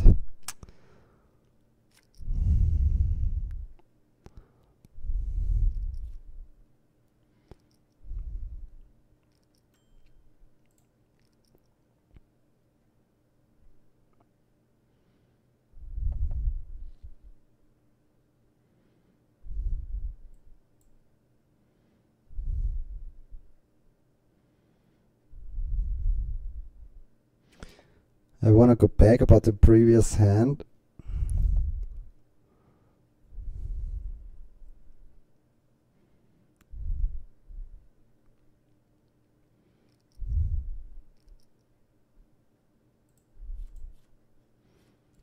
So here we have the previous hand. I raised with the king 7, having the straight draw. I have the king of clubs, which is nice, so I can bluff the club runouts.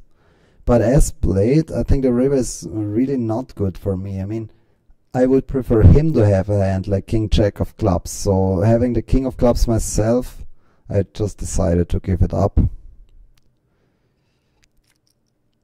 I think it's fine. I think the give up was the good play.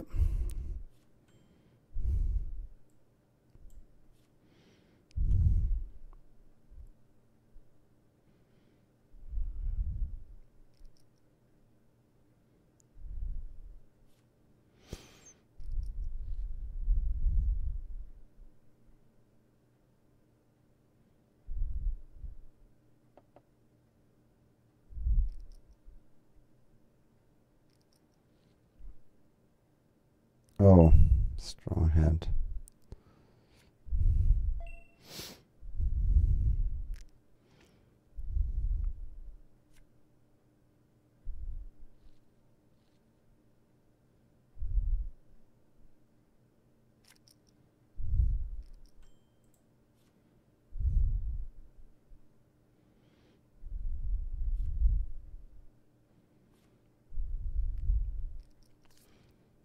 What happened in that hand actually? Replay.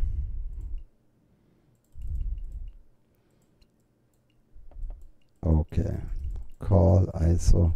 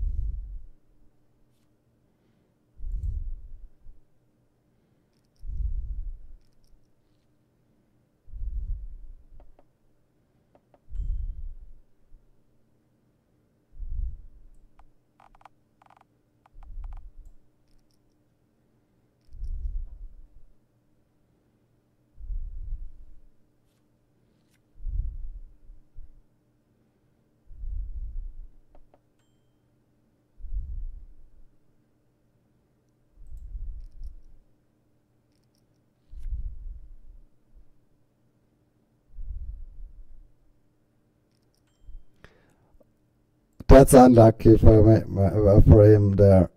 That's unlucky.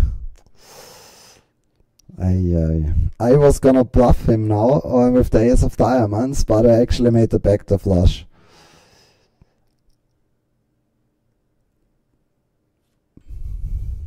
The question that I'm asking myself, what about there is a blank river, 3 of clubs, and I go all in? That was of course my plan. Would he call me down? We will never know. I'd say there is a good chance he would have called me down, but he might also have folded. You never know. It was 3 diamonds out there, so not sure if he would be willing to bluff catch that.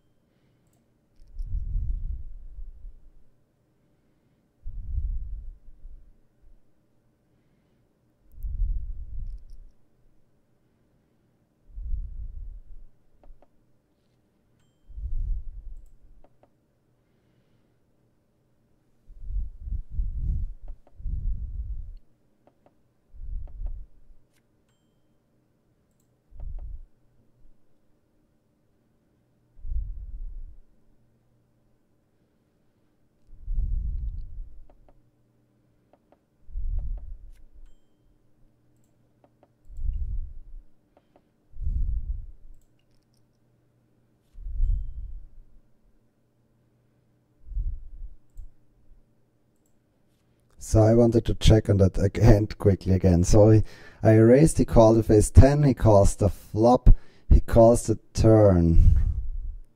Yeah, I cannot say. It's very unclear if my bluff would have worked on a blank.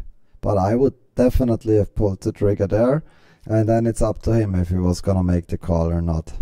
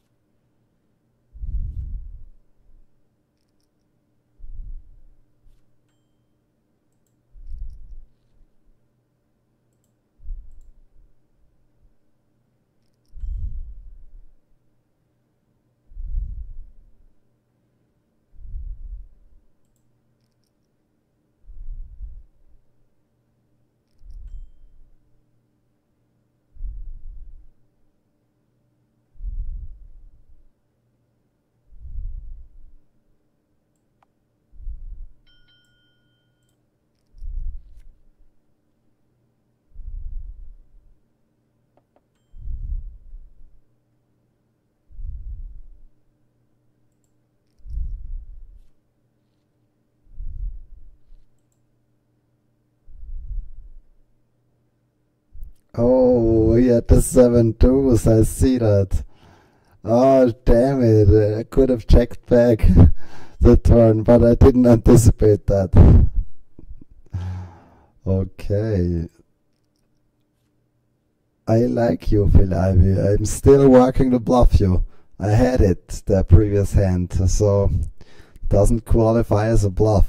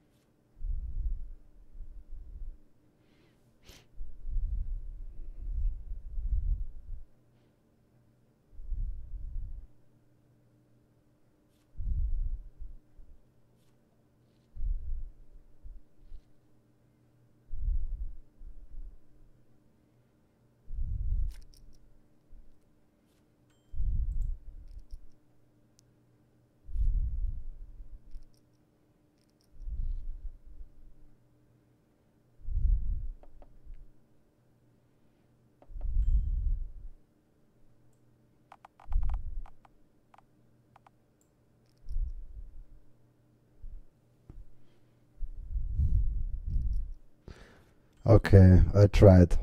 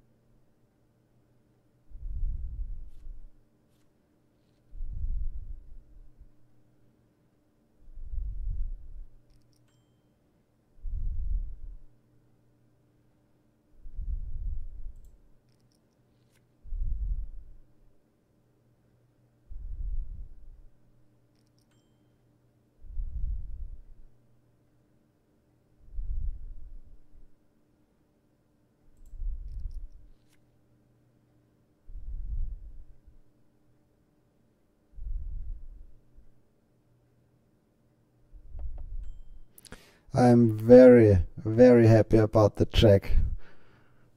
That would have been such a tough one.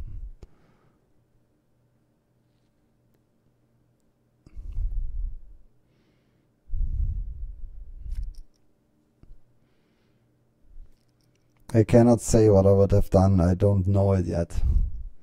If we would have made another bet there, really tough. I was considering a turn raise because of the bet size. It looked really a little bit like exactly what he had. Like pocket tens or a weak top pair check, maybe something like queen check. Small bet on the flop and then another small bet on the turn. So maybe a small click back on the turn would have been a cool play. But still, I'm in position mostly just to play the call line. But yeah, I want to just share what I'm thinking there. Maybe would have been a good one.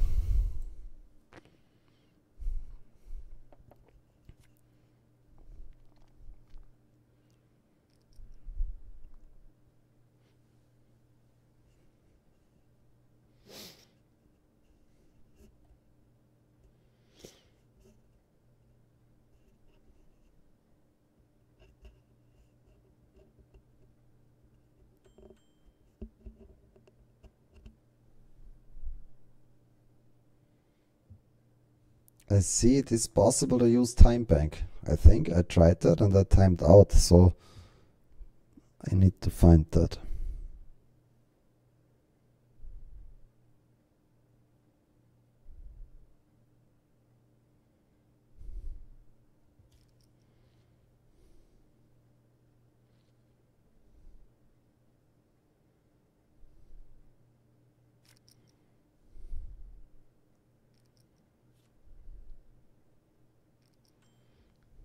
Good. Damn it, man. I really want to play hands, but just does not qualify.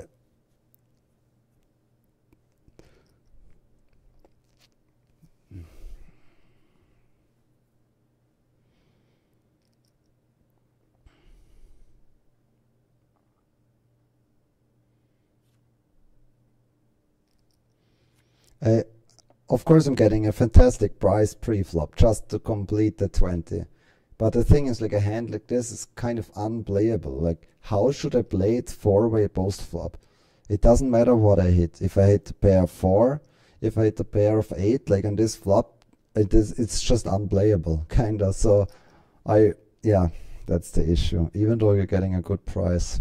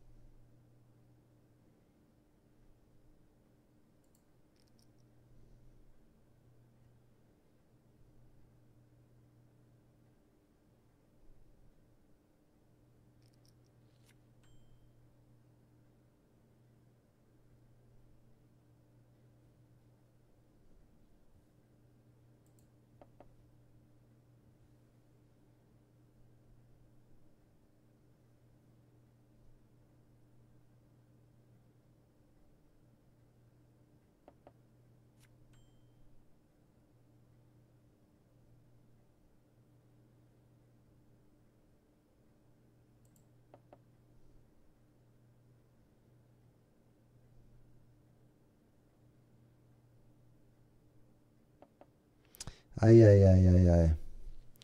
Okay. My plan clearly was not that it goes check, but if I check, I allow him to bluff his pocket pairs.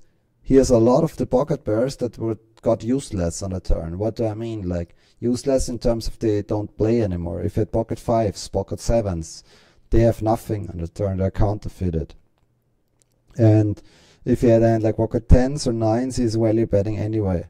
So I even though it didn't work, I still like the line I took. I think creates quite a lot of cool scenarios here. Yeah, if he has ace high, I might miss out. So on the turn, he would have called the bet for sure. On the river, not sure about that.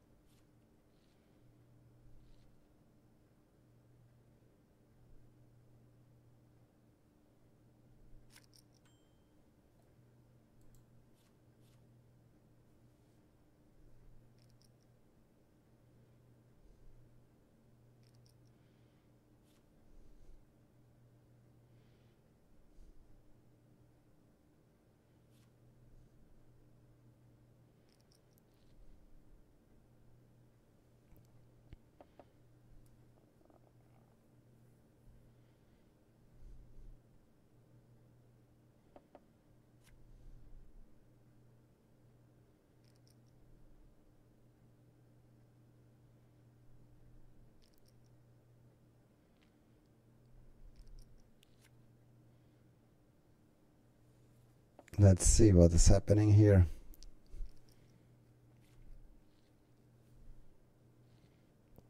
We don't see it. No showdown.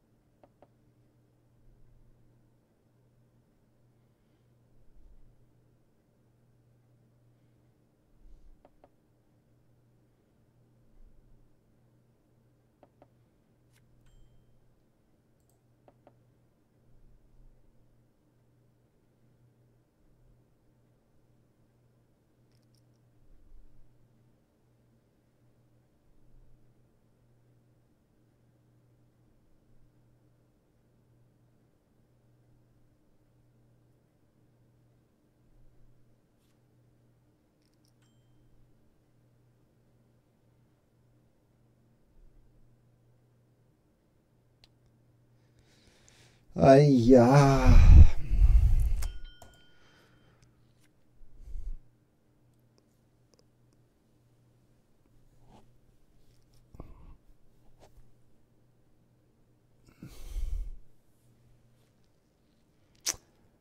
God damn it. Okay. I would definitely have called his bet. I was much looking forward to call, but then there was a bet and a call. And then it's the question, like, in my hand, I have a second pair, I have a gut shot, but like, I'm not really drawing to a strong anywhere. Like, if the four-card straight completes like it did, and we are still freeway, it's not so great if there is action. If I river a two pair and it's freeway, it's completely useless like this on a four-card straight. Like 8, 9, 10, queen, like, it's just not really worth much, so I didn't see much potential once there was the call already.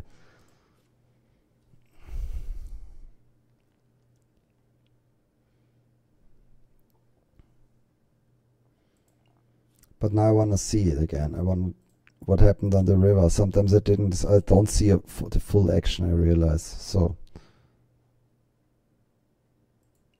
no, not hand one. This one. So, river. Okay, he just bets and gets the fold. I see.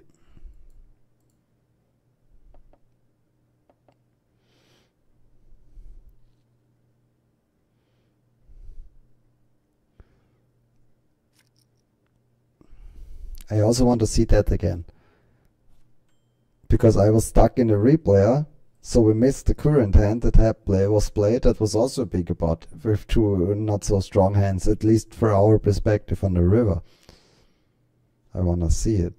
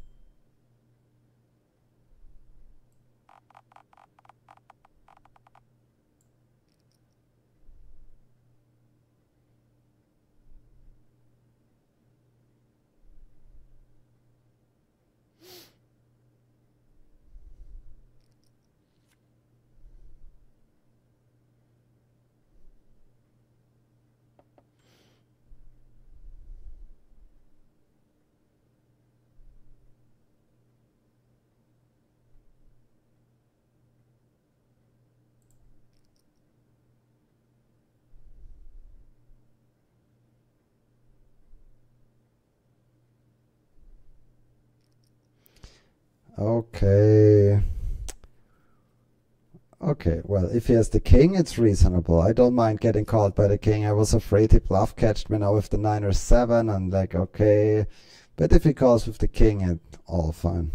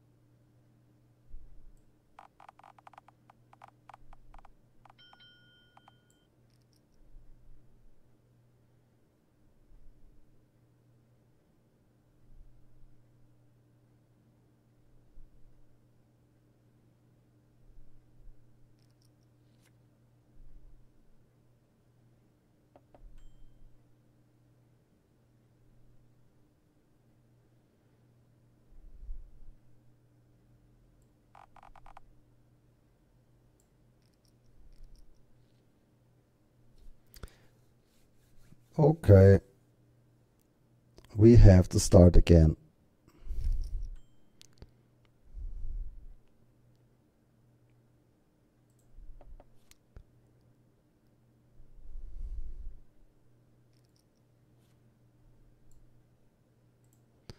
So I have still some hands to catch up, which I want to see.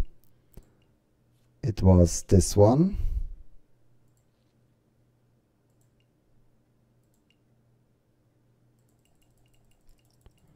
Open call. Okay, we didn't see that, but I think it's now my turn to act. Okay. So let's find this hand. No. I want to see the 6s versus 9, 5 of clubs. Like, how did this happen?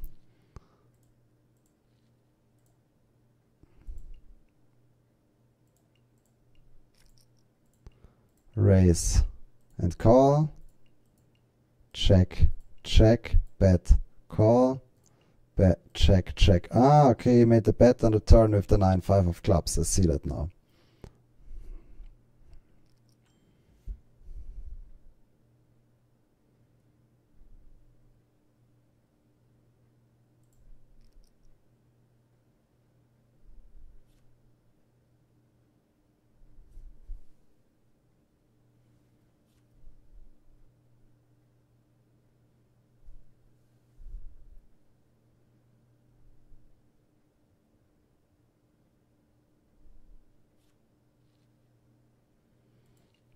What about any hand after that I wanted to see? Yeah, we had my Jack 10 bluff. I think it's, to be honest, fine. I made the bet on the flop. Didn't expect to get the call there from the middle player with King 8. But fair enough, if he has the king, I make a he will have flush draws, he will have the 9, he will have the 7, so bet on the turn is really the only option. And then on the river it's also fine. I don't have a club, which is great, so he has more of the missed flush draws, more fold equity that way. It's hard for him to have the king, so yeah, that's still a good hand, I think.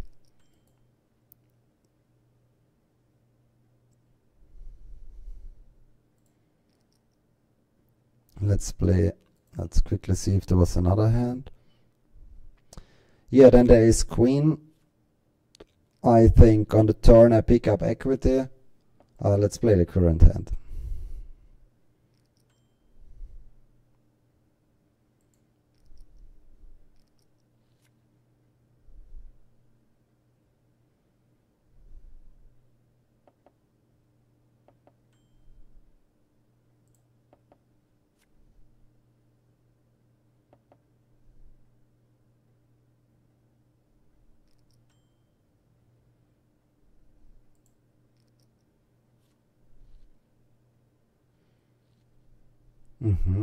I mean, I plan to fold the river.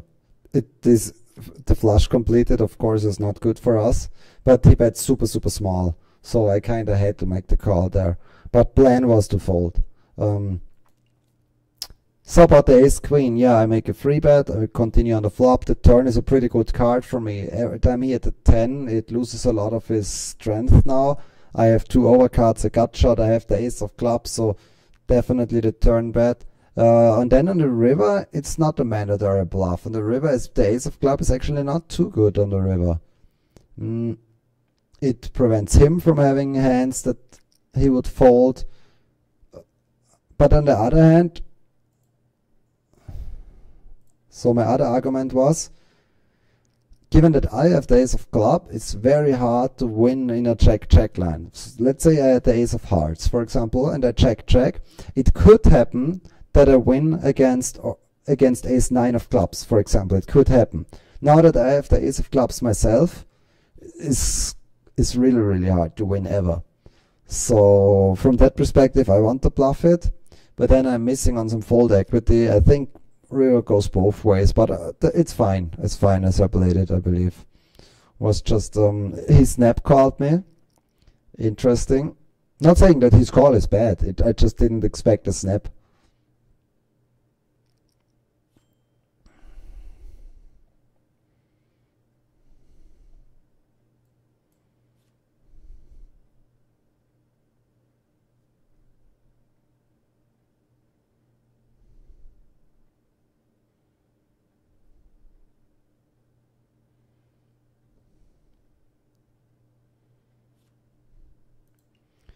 And was there any other hand after that?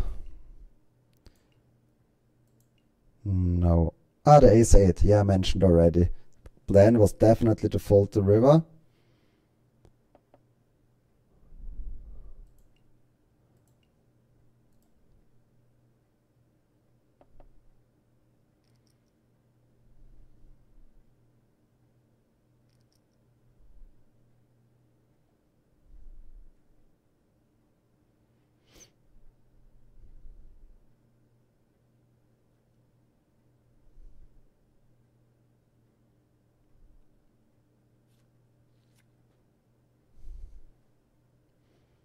Maybe I should still fold the river. I'm just thinking about that. Of course, the price that I'm getting is amazing. So technically, it's very hard to fold. But he was first to act on the flush completing card freeway.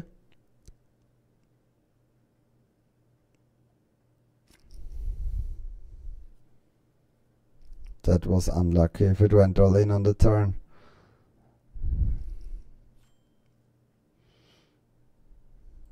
Let me see.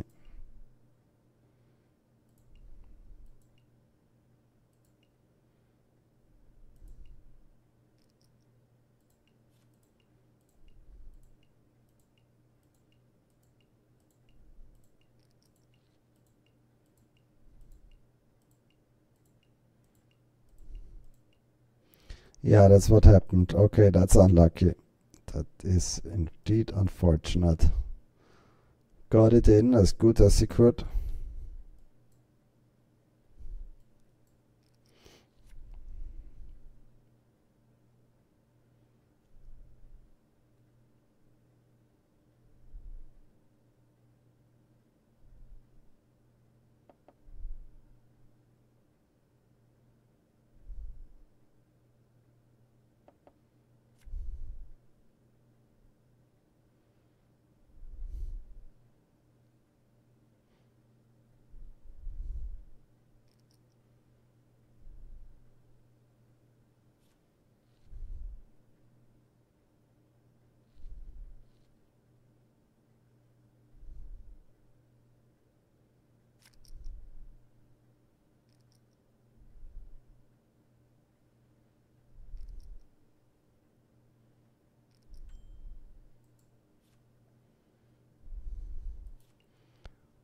Let's see this hand as well. I like it. A lot of aggression on this table.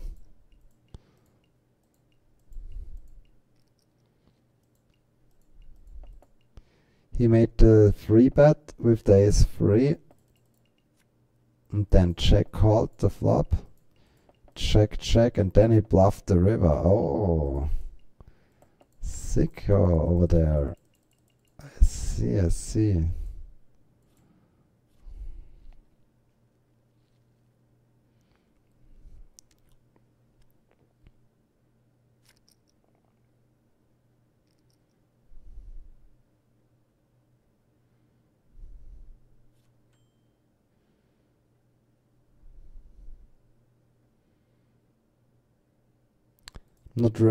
Yeah, that's interesting, because free blind structure, when it starts with a limp, is the question like, how much limp do I have here in this spot in general? I don't know the answer, but that's cool. That's freestyle. I just tried a bit like this, a bit like that.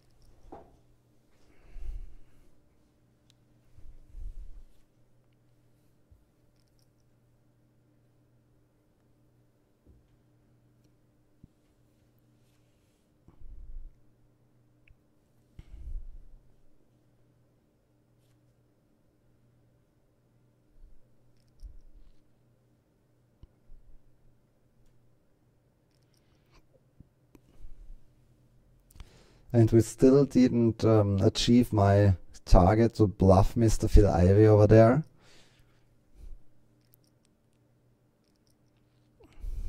Oh wow. He's not running good. Remember the ace 9 versus ace 5. Now his aces got cracked. He has enough of it.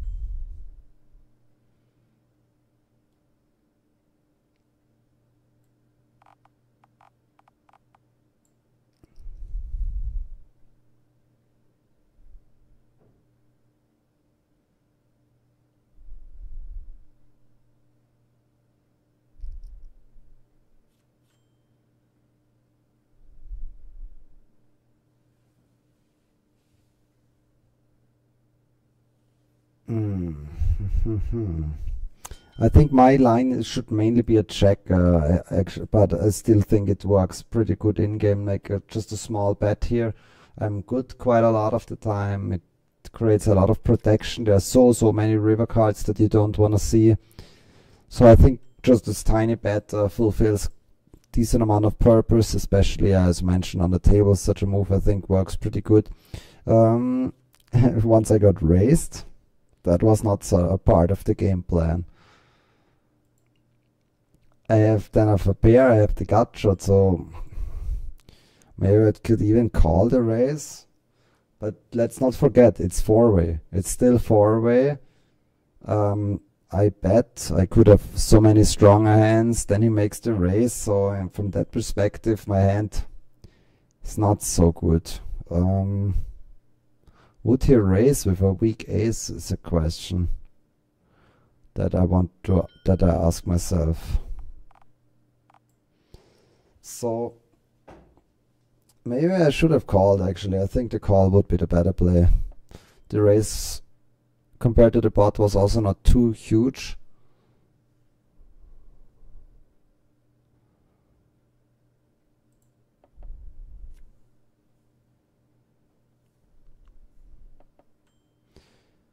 Let's try to somehow win it.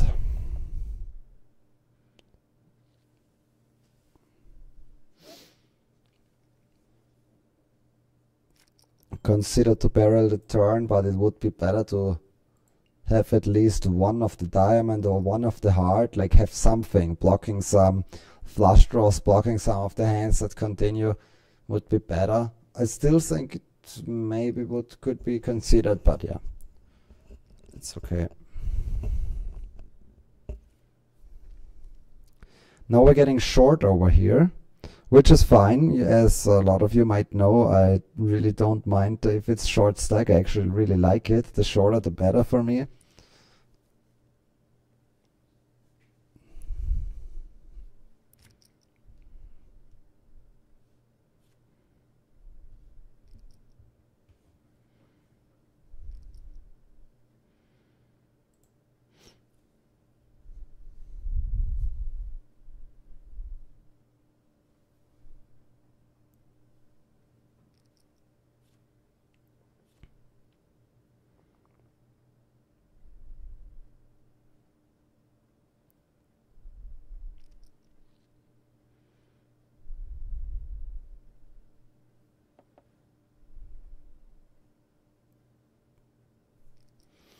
Let me see the hand I was talking about again. In the meanwhile, we had the 6-3 where we had the pair and the gut shot.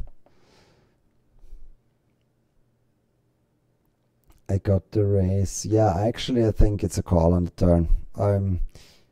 Even though it's four-way, it doesn't really matter here. My equity overall is too good. I mean, yeah, definitely it's a call. I don't like it anymore.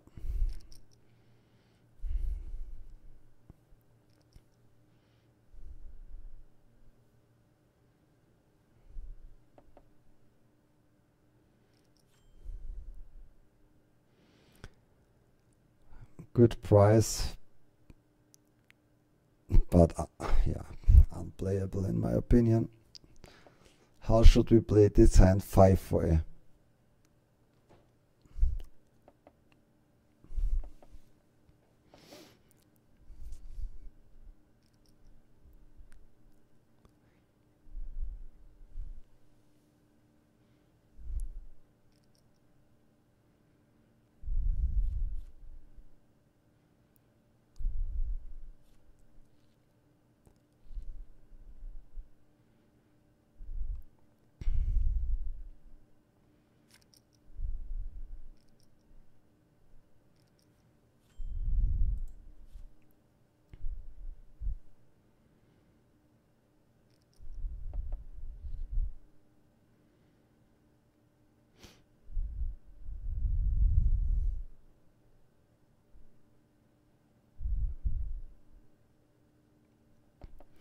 We likely have some pre-flop all-in spots upcoming, even though the blinds, if you say it's 10-20, then we could consider ourselves having 40 big blinds, but like it's the free blind version, 10-20-40 and ante, so compared to the normal blind structure, we could compare that maybe to like having 18 big blinds in that direction.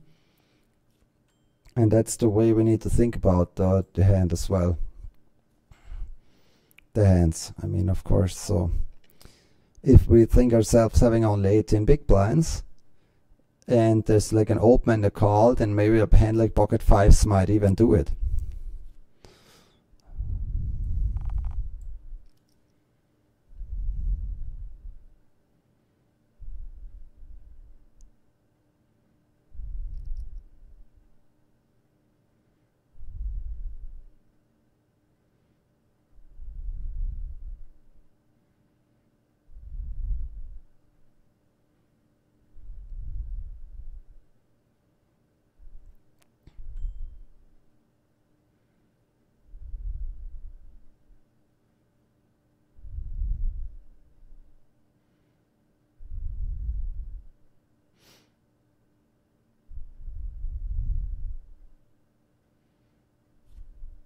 Okay. Yeah.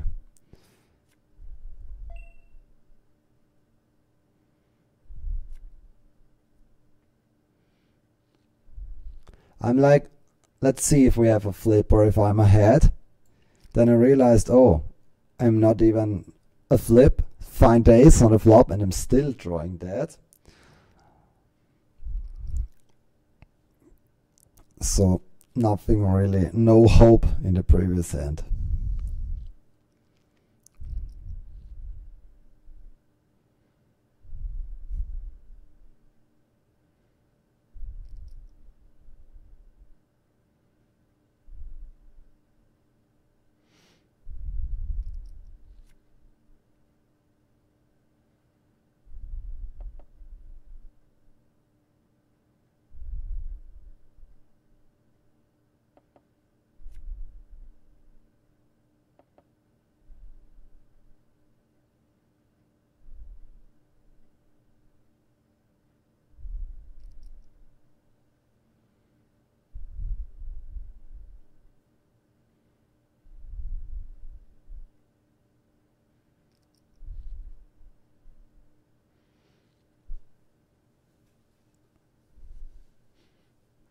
Okay, let's see that hand, because I believe it was a really good, oh, I almost folded.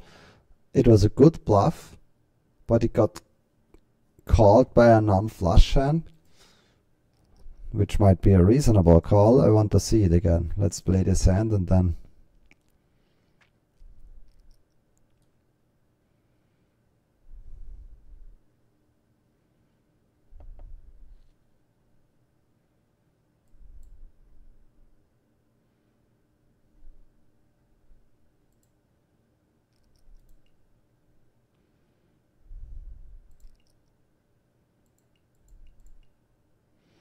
Open raise, call, fair enough. Pocket checks make the free bet. C-bet flop, 4-5 calls. Turn is check or what? Ah, okay, and then he decides to bluff, which is completely fine. And the pocket checks bluff catch, which I also think is fine. It's a bit hard in those spots to know what is the best bluff catcher. You could argue that not having the ace is good, because potentially the in-position player bluffs some ace now. Well, maybe not. But for example, just I want to share my thought process. If you think the in-position player bluffs a hand like ace-5 of spades, for example, then it might actually be good to not have the ace to allow him to bluff the ace. That would be one argument you could find for saying, well, the pocket checks makes it a very good bluff catcher. On the other hand, I still think the ace overall is better, because it's way more likely that he would bluff a check. For example, let's say he had just queen check. That is a hand he would really bluff always on the river. So from that perspective, having the checks is not good to have in terms of bluff catching. Yeah, so I'd much rather bluff catch with an ace then having pocket jacks. At this point it doesn't really matter, like the jacks is not really stronger than any ace, because if he bluffs, then he has a one pair hand anyway, so it doesn't really matter if you have the top pair ace or the set. It's the same hand strength. It's just a question, where is it more likely that you will face the bluff, and I think it's way more likely that you face the bluff if you have an ace.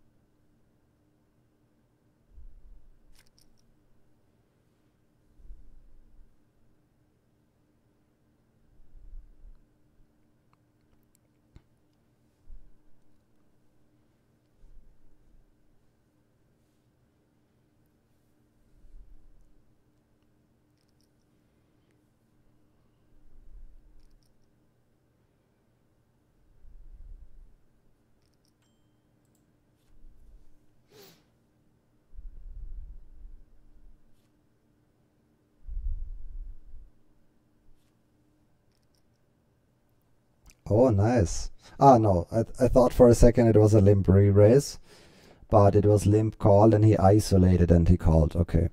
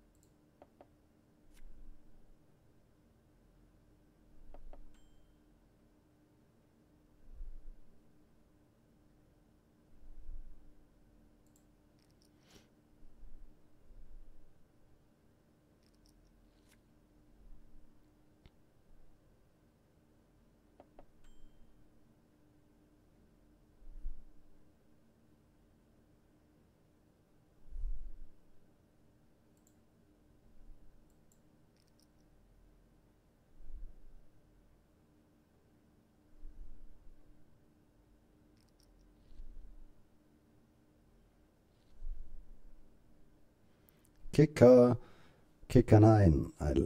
Very good. Very nice.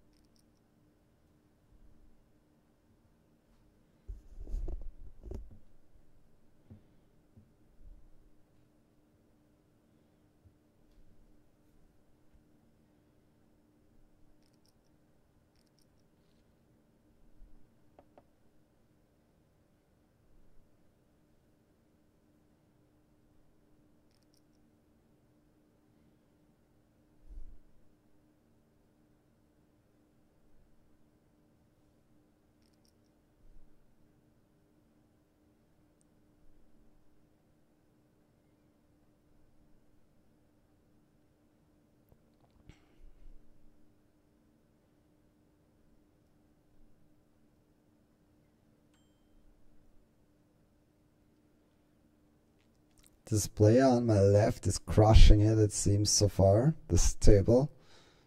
Building huge stacks. Let's see if we gets another one.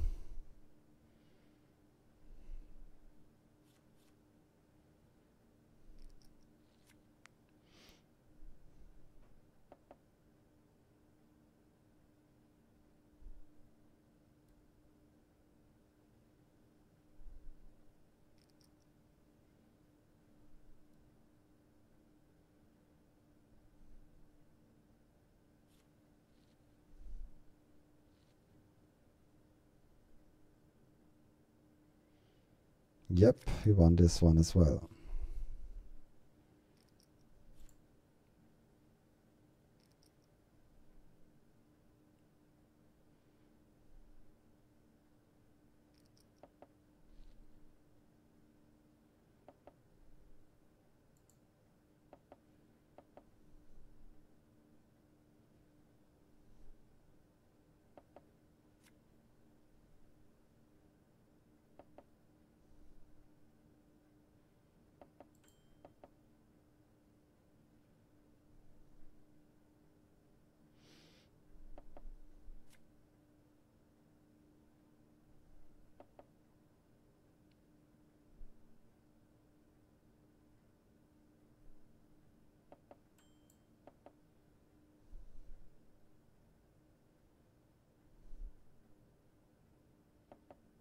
There is a chance?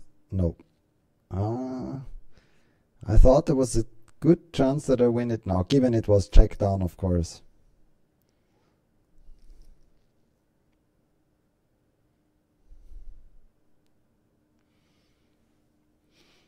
Nobody could have had the ace at that point.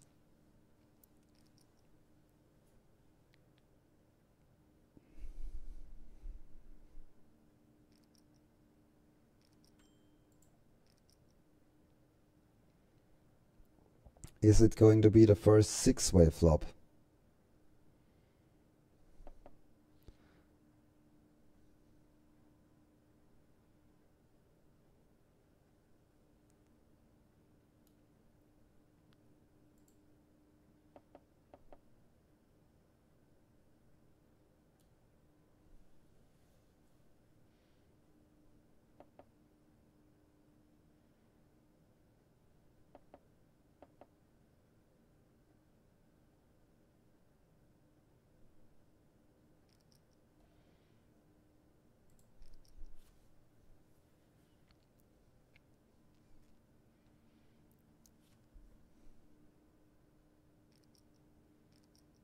Six-way on a flop, four-way on the turn. Everybody got something.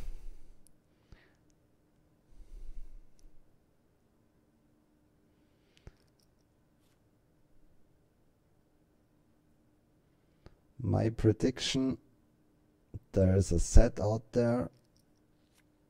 There's a straight out there now.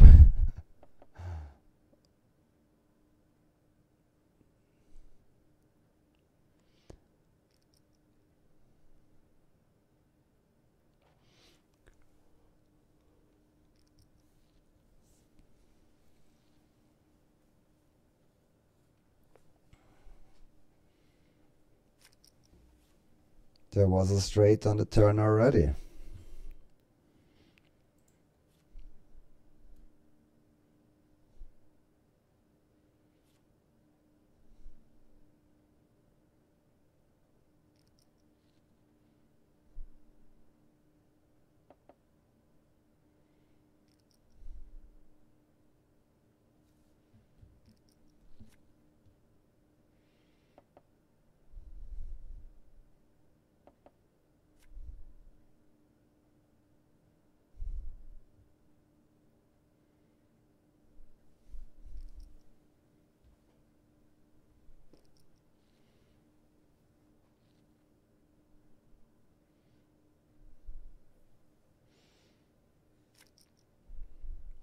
Let's see how that hand got that big.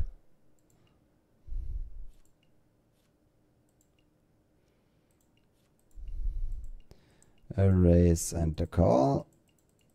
A c-bet And the call.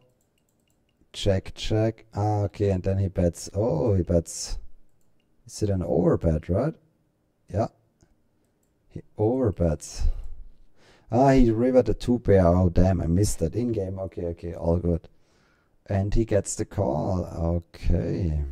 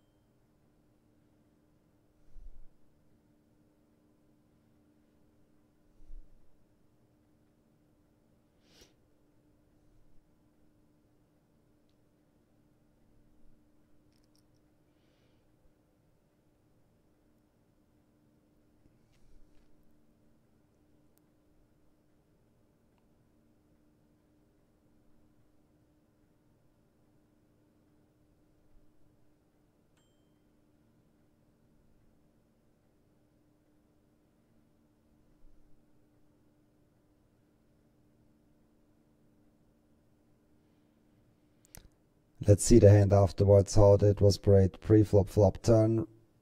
Okay, he had it. Let's see. Oh. Made the correct fold.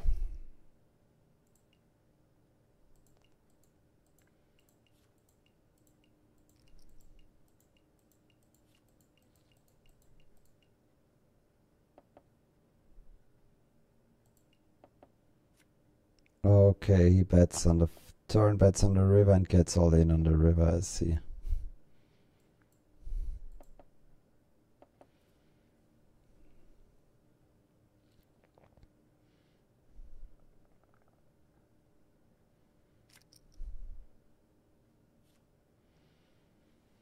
I feel like throughout this 1.5 hours that I'm on this table, I had really a lot of bottom 10% hands,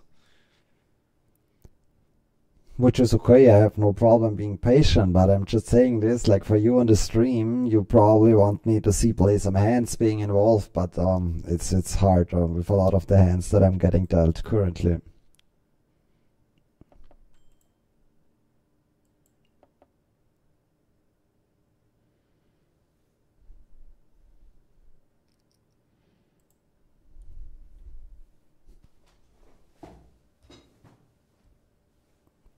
I had so many hands, I felt like where I couldn't even complete the 20 pre-flop.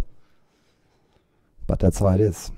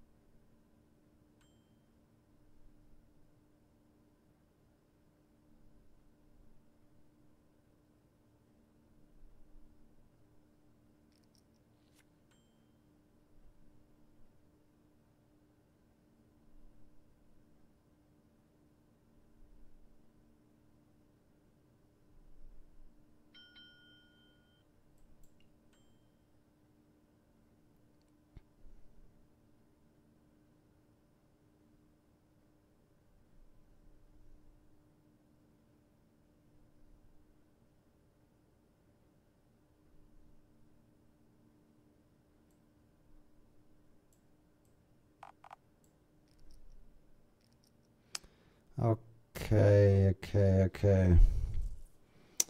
Not sure about the river, I have to say.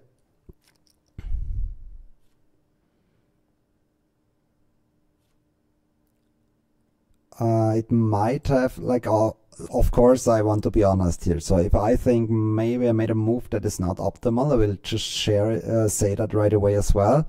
And I think there are arguments to be made for betting this hand all in.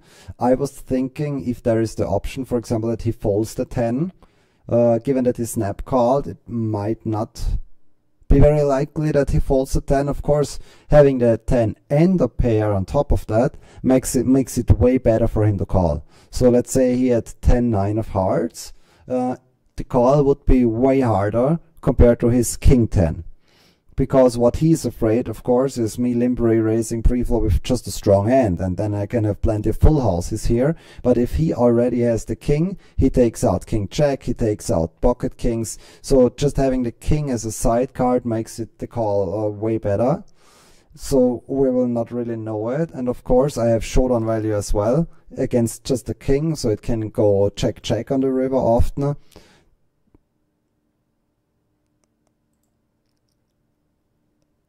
So there can definitely be a lot of arguments for checking, and I think checking I would play a lot of the time, but I still think that blocking the 2-band, especially having the king of spades here, for example, the king of spades is good in that way because he cannot have a hand like king 9 suited.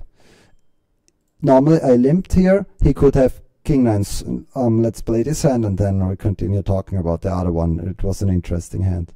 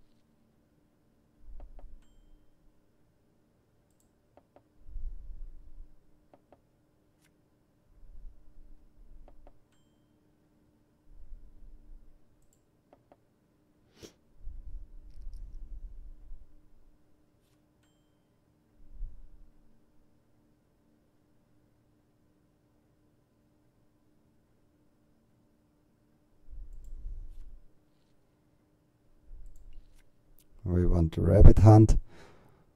What's a tricky river for us to get a potential showdown if I called here?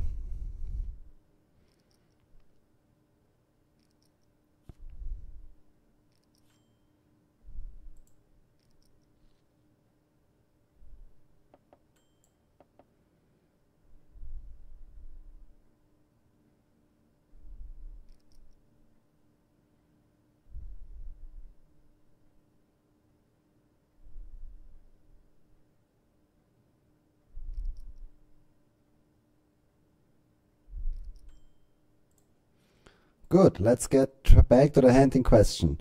So the part of the king of spades is, what flushes with the king would he isolate pre-flop against my limp? He can do it with king 10 of spade, king 9 of spade, maybe it considers it even with a weaker king, like king 7 of spade, we don't know. So just having the king of spade is definitely good in terms of not getting snapped off by a flush. Yeah, but there's still a lot of merits for the check. I mean, he can have the queen, he can have the king, and if I check and he checks it back, then I win it. Then there's also the tricky option that if I check and he goes all in, then I might get bluffed from a queen, like queen 9 of clubs like this. It will be tricky. I still think a check is probably the main line. Intuitively, I feel like that's gonna be the case. But I think the bluff is still something, or the bet, the all-in is still something to consider. And yeah, I went for it. I got snap called, didn't work. And I'm still a bit curious, did he just snap call because he had the king as a side card? So he knew that like the straight plus having the king is just makes it a so much better call? Or would he have snap called me anyway with like any straight? Would he have snap called 10-9 of hearts, for example? Then my all-in is not good. If he's just, oh, I have straight a snap call, then the all-in is not so good.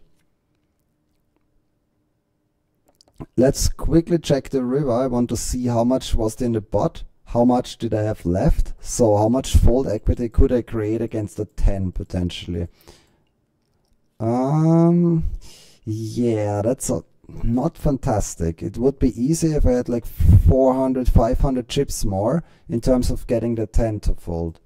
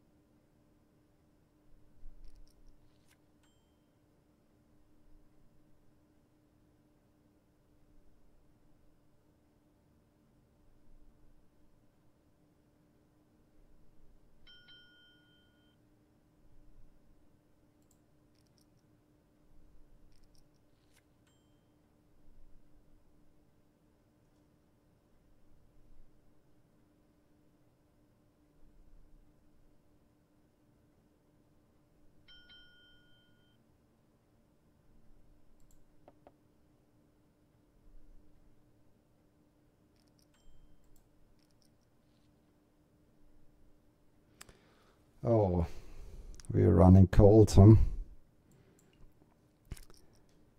Running cold would be on GG.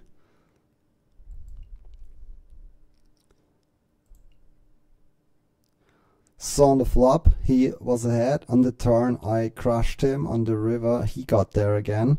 And I wasn't considering folding. You've seen it at a snap card. For me, it was just, what way can I get more value on average?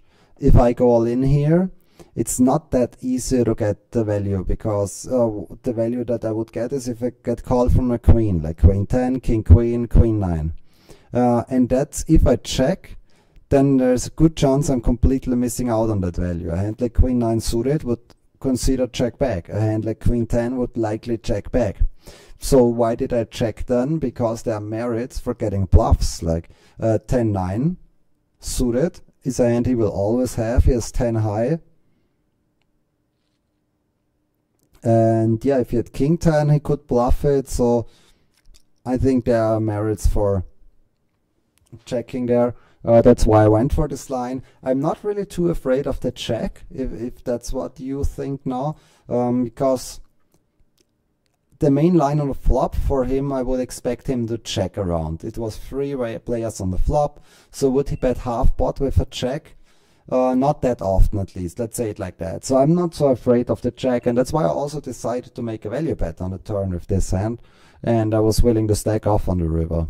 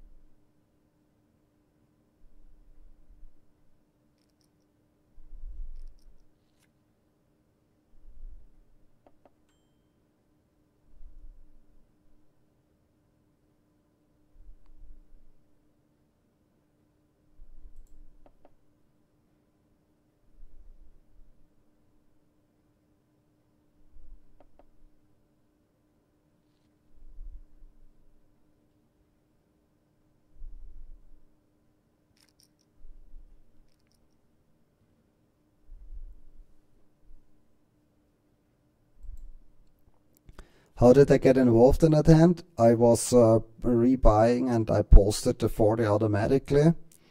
And then once there was the isolate ending call, I just was closing the action and decided to complete.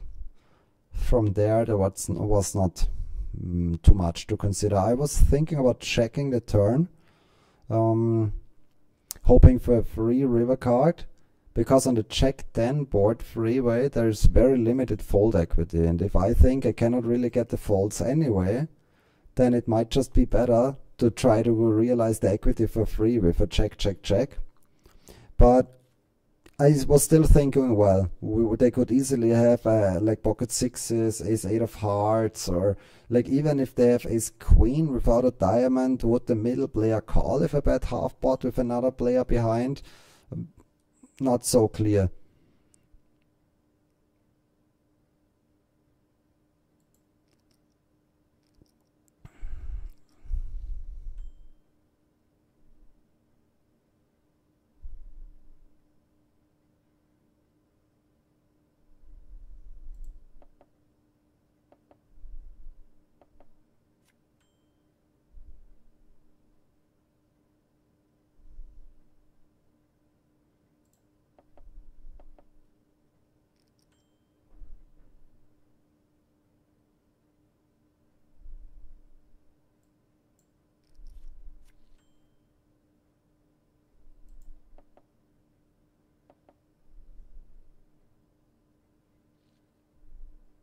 That would have been a tough one if he bets the river.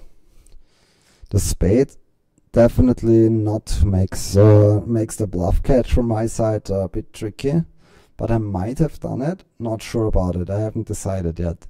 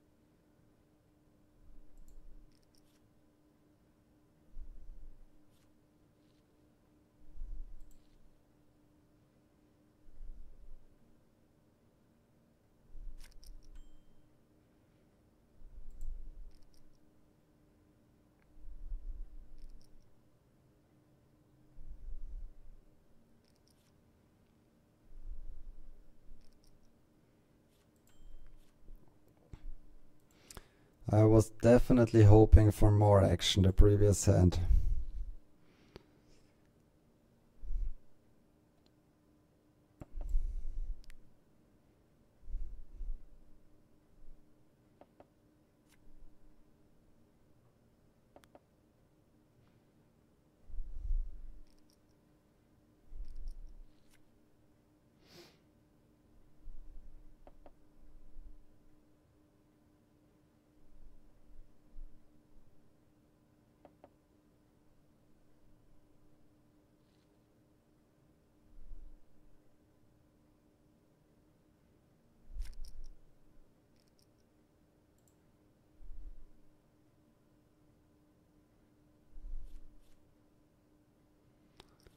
I can try start with bigger raise sizes as well. Maybe I should try open 130 instead of 90. But I believe on the free blind game a small open is also okay. Player on my left opens 240, which I also think works. So yeah, we definitely have plenty of options here.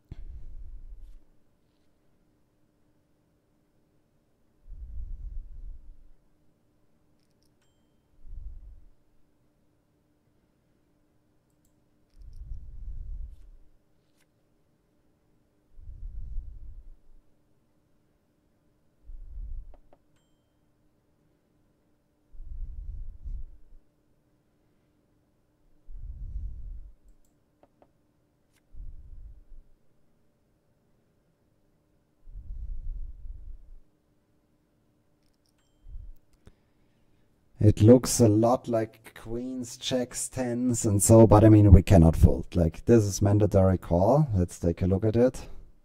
Yeah, no, it's kind of the same hand that I mentioned. Like, queens, tens is all is the same. They all beat the 8, but they all lose to the king.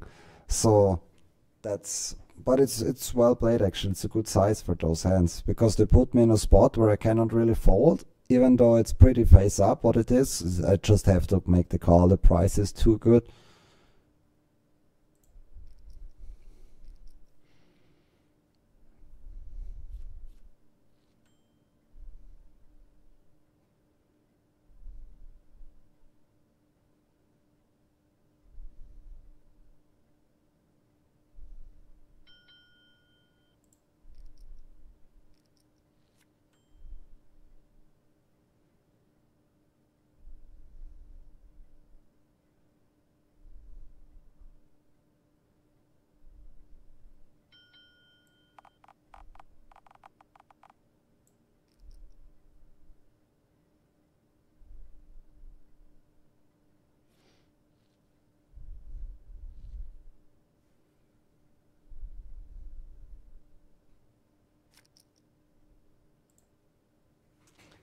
Definitely happy about that one.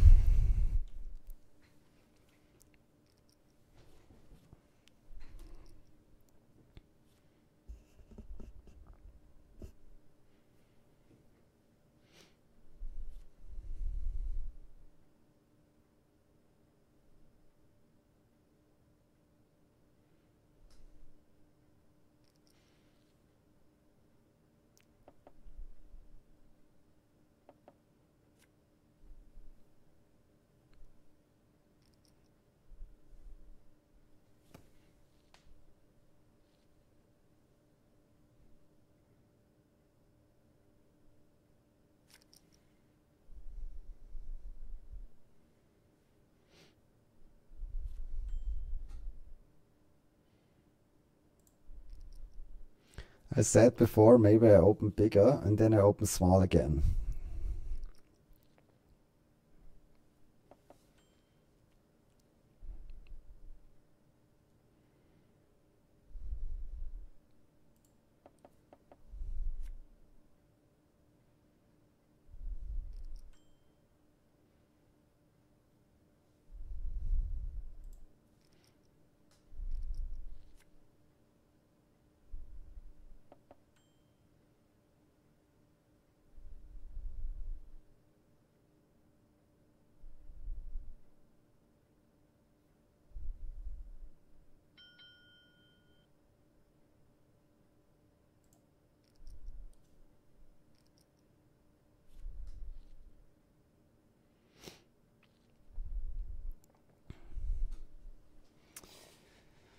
Okay, yeah, that was a tricky hand. Not tricky, I mean, not tricky. I had trips, it's an easy bet, but I mean, the challenge is always to get the maximum out of a hand. And in that perspective, I think it was a tricky hand.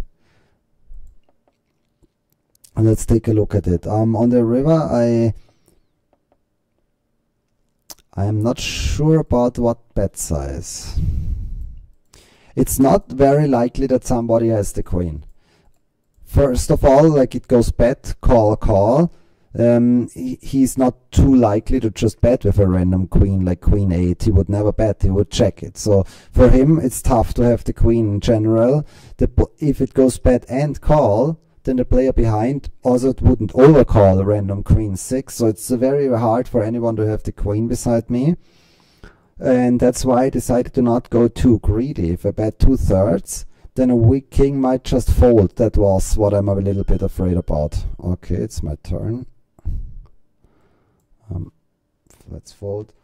And that's why I just went with half pot, which I think is okay, but maybe I should have been a bit more greedy. Let's not forget, when I had the bluffs, which happened already quite a lot this session, I always got called as well on the river. So it's not players here, they are just playing poker. They're not here to fold. So maybe a little bit more I could have extracted out of that trips hand.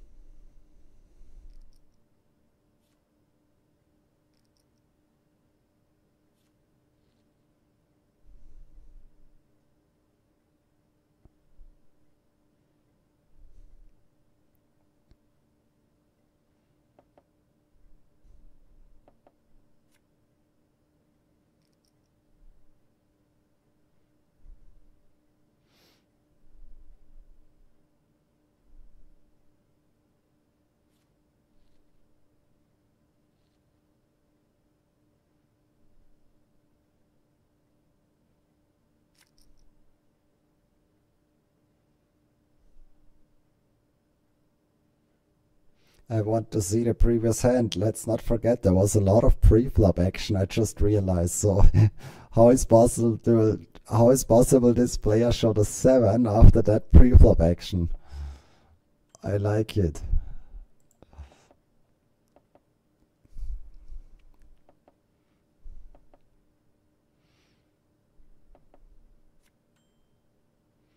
Five players flop, 5 players turn.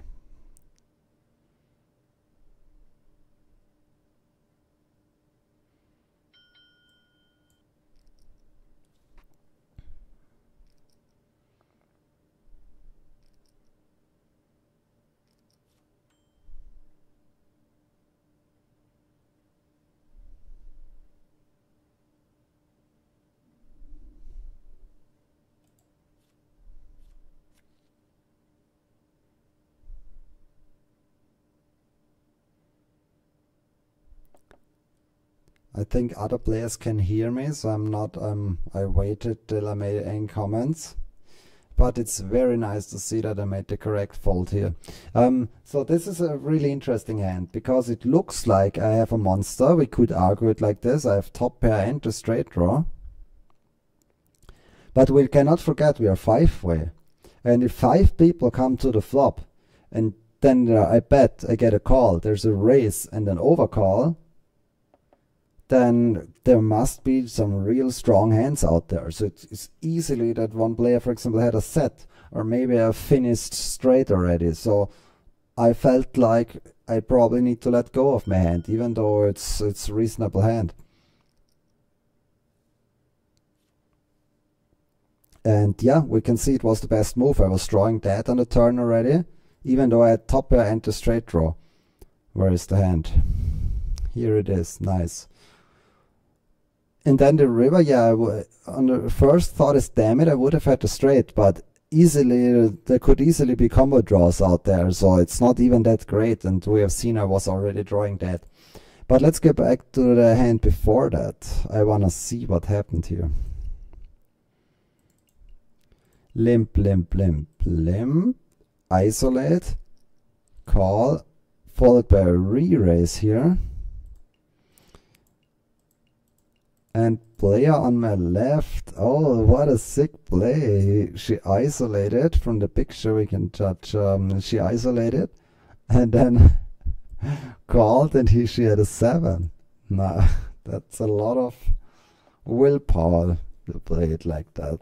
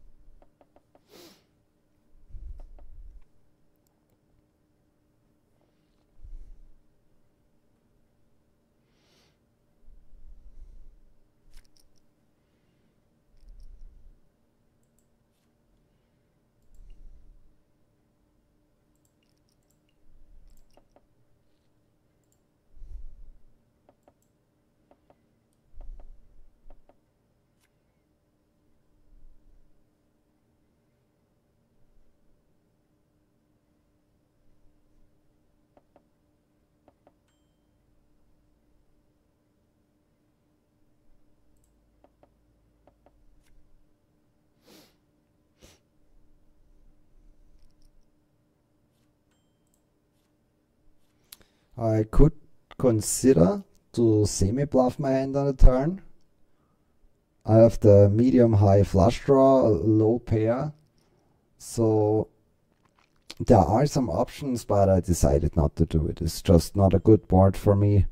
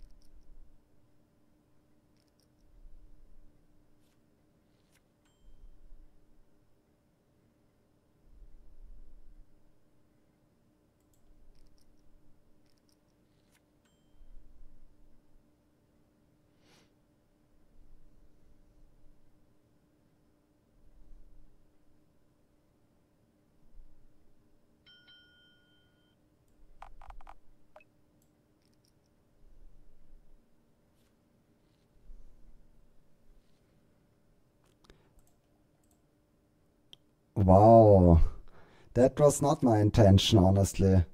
That's sick. The thing is, she figured it out correctly.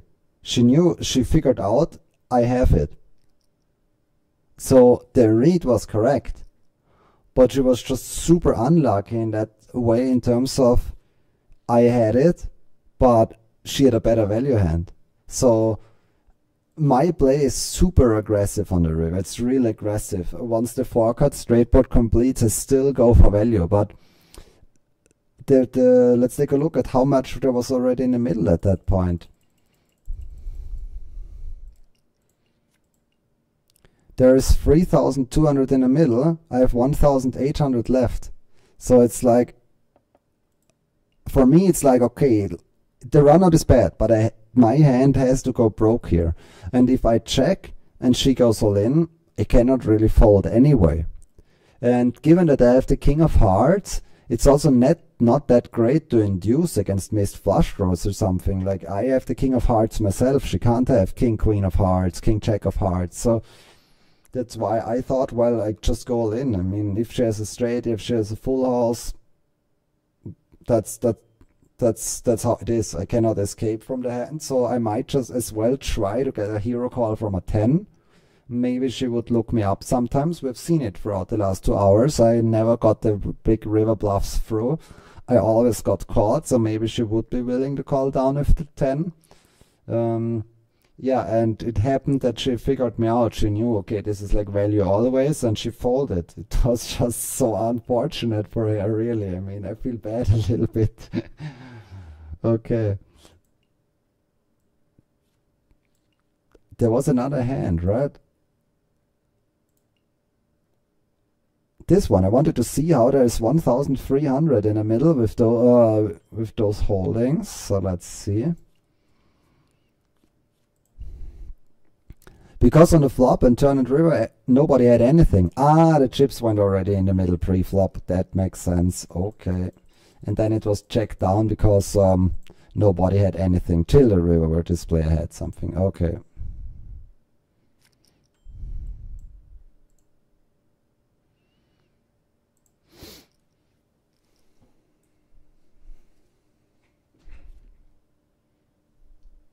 She must be furious about the ace-9 fold. Getting it right, the read, and then still making the so-called wrong fold, because yeah, I had just a weaker value hand.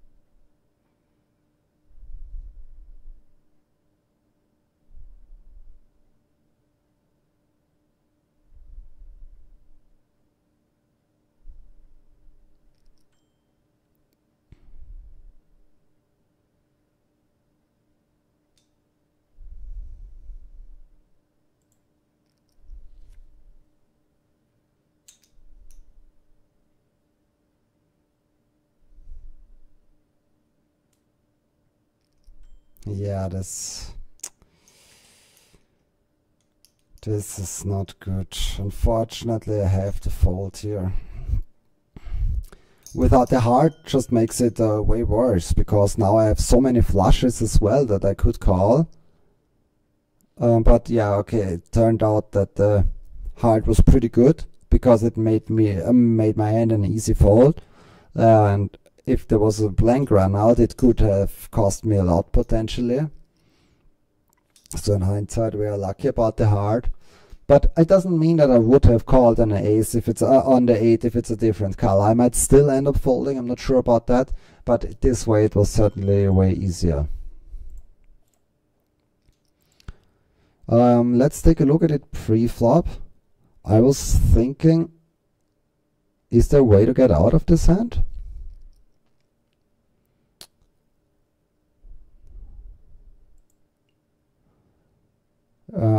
I mean, I'm in position. It doesn't really look like there's an option to get out.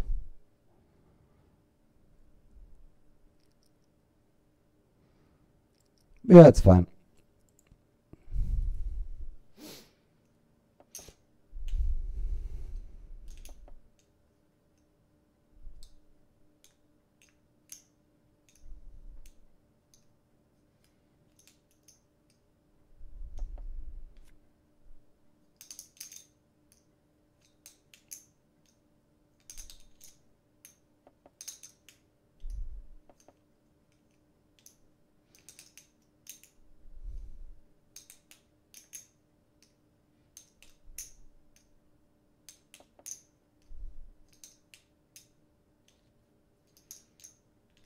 Flush is a strong hand. Indeed.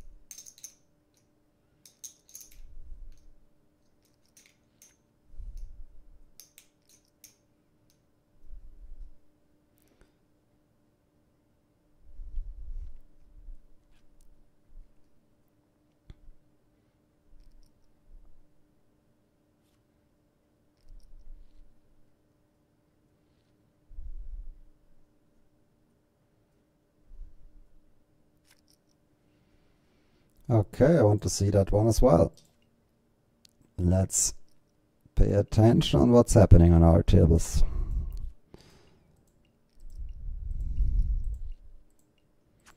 She flopped the top pair, she lead out, trying to get value. Followed by 2 very tiny bets. And this player raised, got induced by this tiny bet.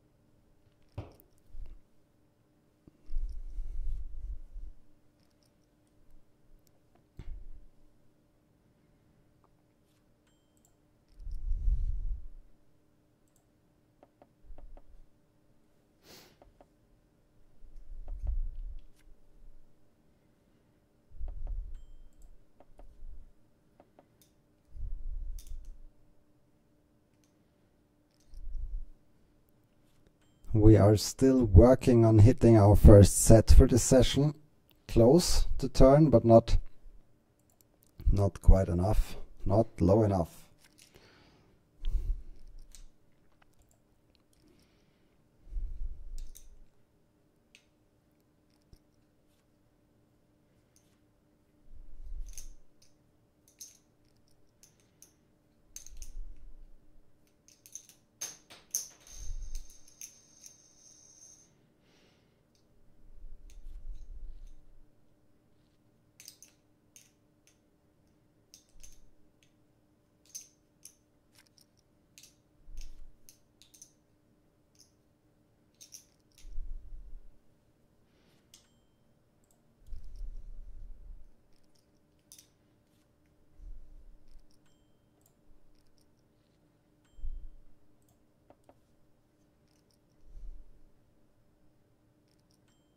All right, that's it for us. Bet plus a raise is too much.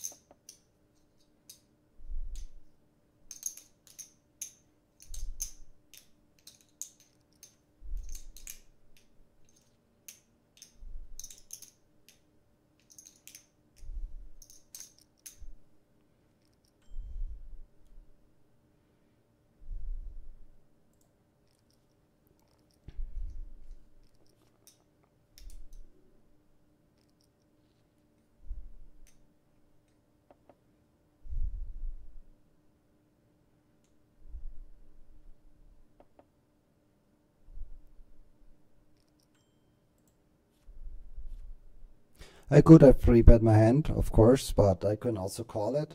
And there was a lot of action always on this table, so maybe somebody made a squeeze. And then also I would not have minded to stack off the hand. But that way we called, flopped nothing, and kept it cheap.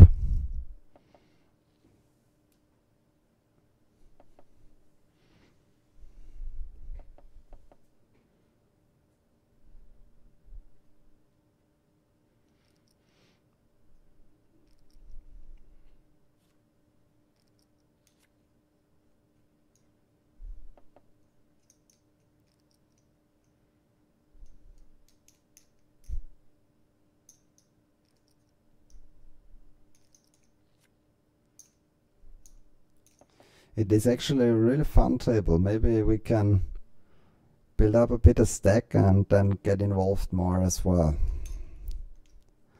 But we're trying. Straight top pair.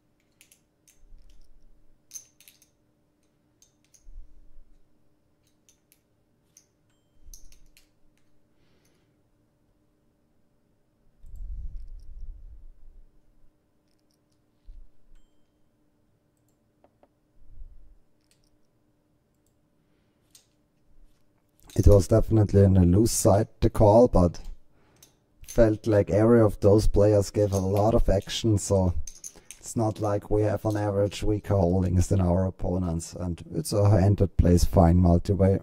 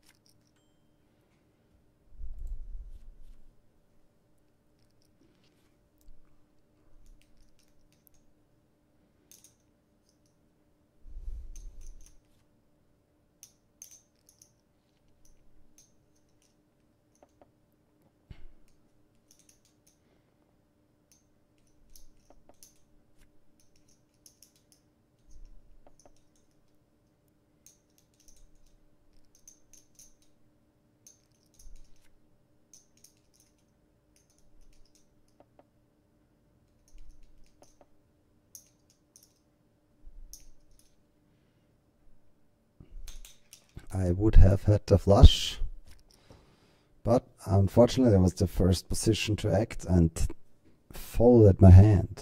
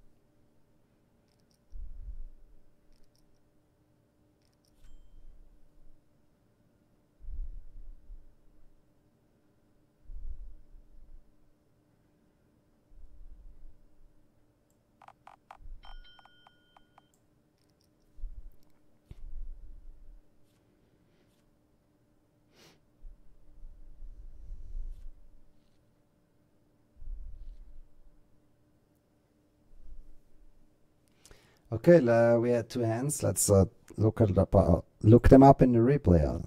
What was my thoughts? This one is the more interesting one in my opinion. I call pre-flop. I flop pretty good. So at this point it's clear to me that I'm not folding, of course not.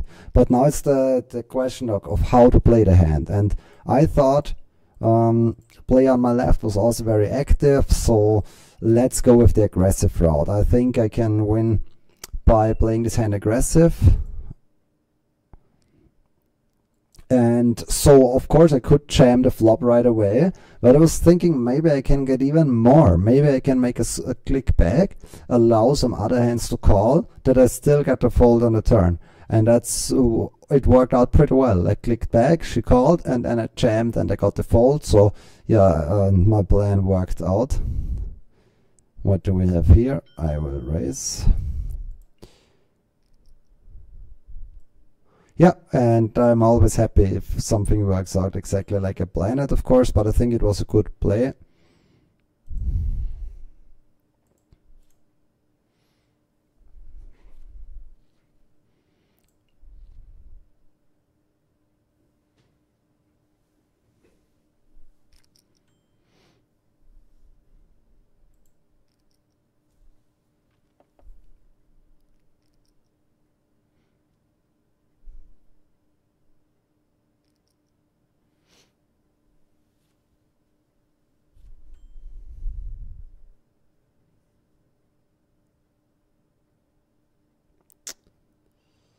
Yeah. I believe it's very close.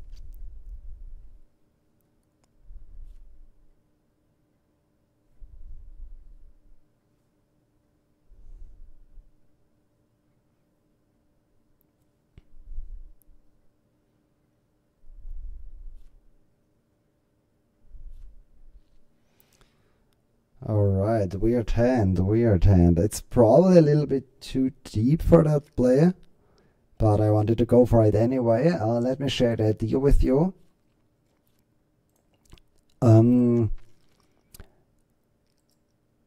Okay, I was just checking if I have a hand. Yeah, so this is a very, very interesting play. Let me share what I thought here. My hand, we are 4-way on the flop.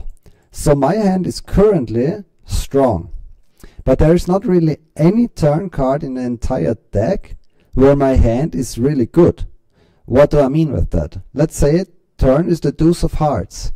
It's not as strong as it looks like because we have 4-way. There is a raise, there's a cold call. It's very easily possible that there are stronger flush draws out there. Can easily be 8 high flush, 9 high flush, 10 high flush, or even king high flush, a hand like king 5 of hearts. So right now my hand is great, but not even on the hard run out, on the hard turn, my hand is that good anymore. Like if there's a lot of action, it's like, or if I hit the 4, the 2 pair, it's the same thing. Like, yeah, it's fine, but it's not that great. So that's the thing, like, and the idea is, for example, if he has king 5 of hearts and he wants to go with it, then I make it very expensive for him and I'm actually ahead. Let me fold that hand so we can keep talk about this one. So on the flop, I'm ahead against all those hands. But like 4-way on the turn, this is just not a scenario that I really enjoy. And this, like if they decide to call with a hand like king queen, for example, then I'm also ahead. So it's very hard for them to have a hand where they could call my big raise on the flop where I'm not ahead. But as I mentioned already, if I just call myself and we go 4-way on the turn, then it's different because then there are hardly any turn cards that I like. So I thought that the all-in is a nice move. I know it's very deep and it might be too deep. But yeah, I just wanted to do this anyway, this move, I like it, and so I wanted to share this with you. I think a optimal size would be if I have 1,500 left or something, instead of, then it's like just great. Let's take a look at again of how much is in the middle. At that point, the action goes to me. There is 200, 300, and 600. There's 900 in the middle. So if I had anything in the area of like 1,500, 1,700, I think it's the great play. If it's that deep, if I have 2,900, then it gets a bit more tricky in terms of what is the best move available. What is happening here? Wow.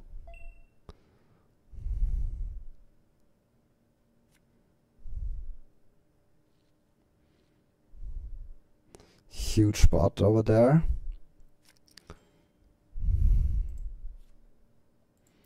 Let's see. It looks like a cooler. 4-way on the flop. One. Okay, call a raise, call. Then that player who had the king 10, I believe, made another bet. This guy went all in and he raised. Honestly, I don't like it. Oh no, this was the player. Ah, the raiser had the king deuce. Now I see what's happening. And then this guy went. Okay, no. So then I think the 9 deuce is a bit overplayed on the turn to raise it there. Given that there was so much action, at that point he bets 1,100 on the turn, and the other guy calls and is all in. At that point he should overcall. So the 9 deuce suited here is a strong hand, you cannot fold it, but you don't want to actively build the board even higher. So yeah, I think the play is to call on the turn with the 9 deuce, and then on the 4 card straight on the river you likely won't lose too much. There's even the small chance that it goes check, and if not, then the guy will bet, let's say, a maximum 2,000, and then you might call that. So I think you could have gotten away a bit cheaper there.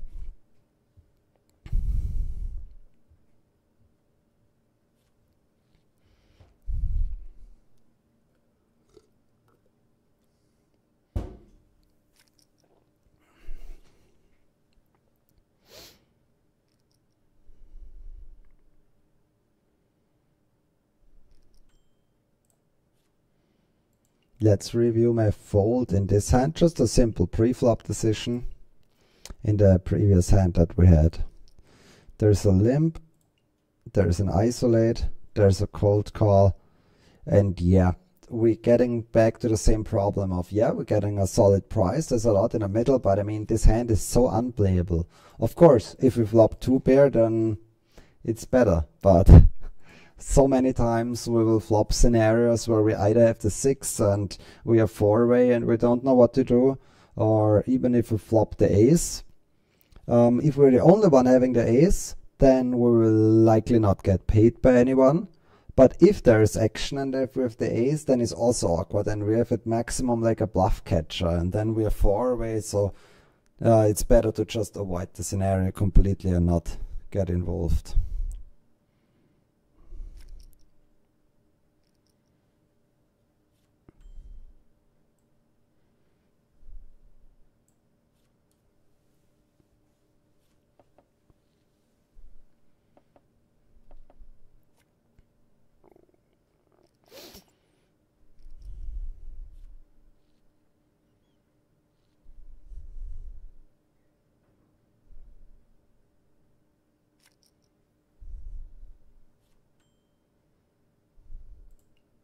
Oops, that's not what I wanted to click.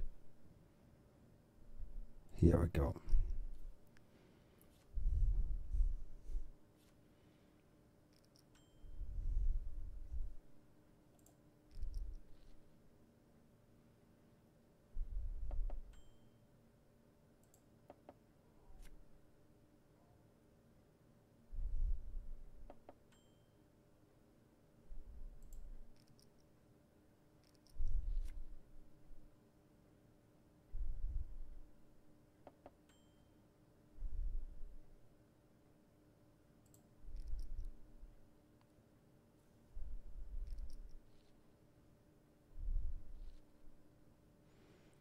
Good turn for us.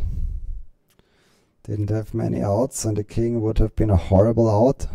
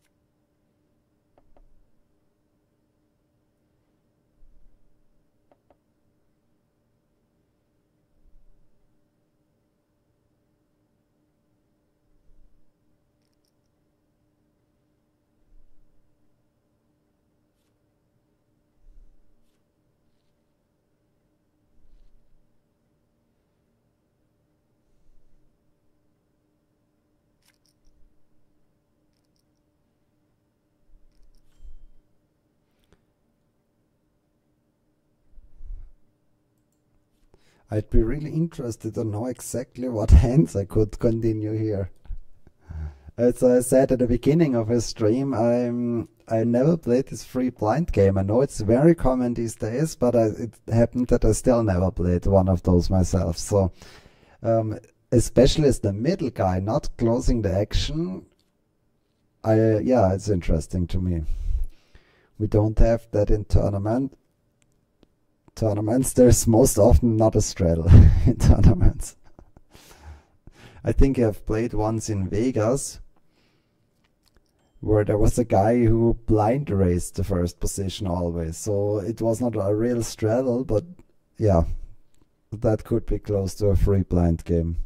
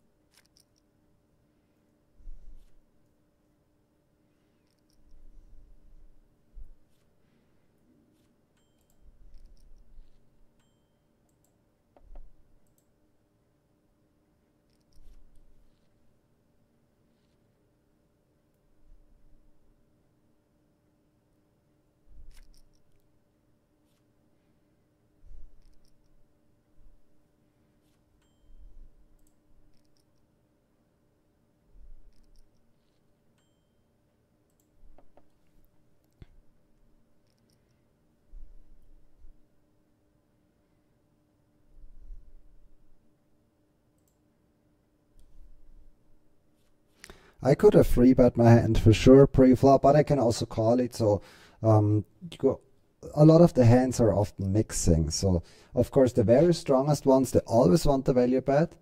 But then you have a lot of those king queen or queen 10 suited type hands, or even again like pocket eights, like where you always have both options. Like the call performs good, the free bet performs good. I don't mind playing those multi-way bots post flops, so I also like to take the call line often.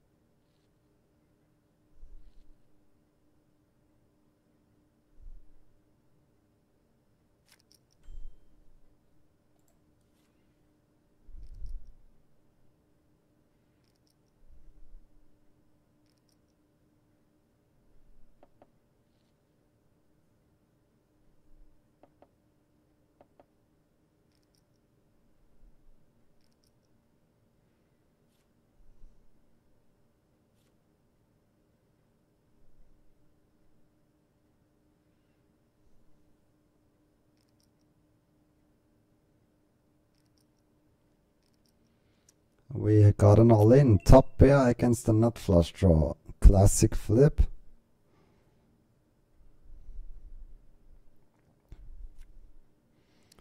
Not a flip anymore.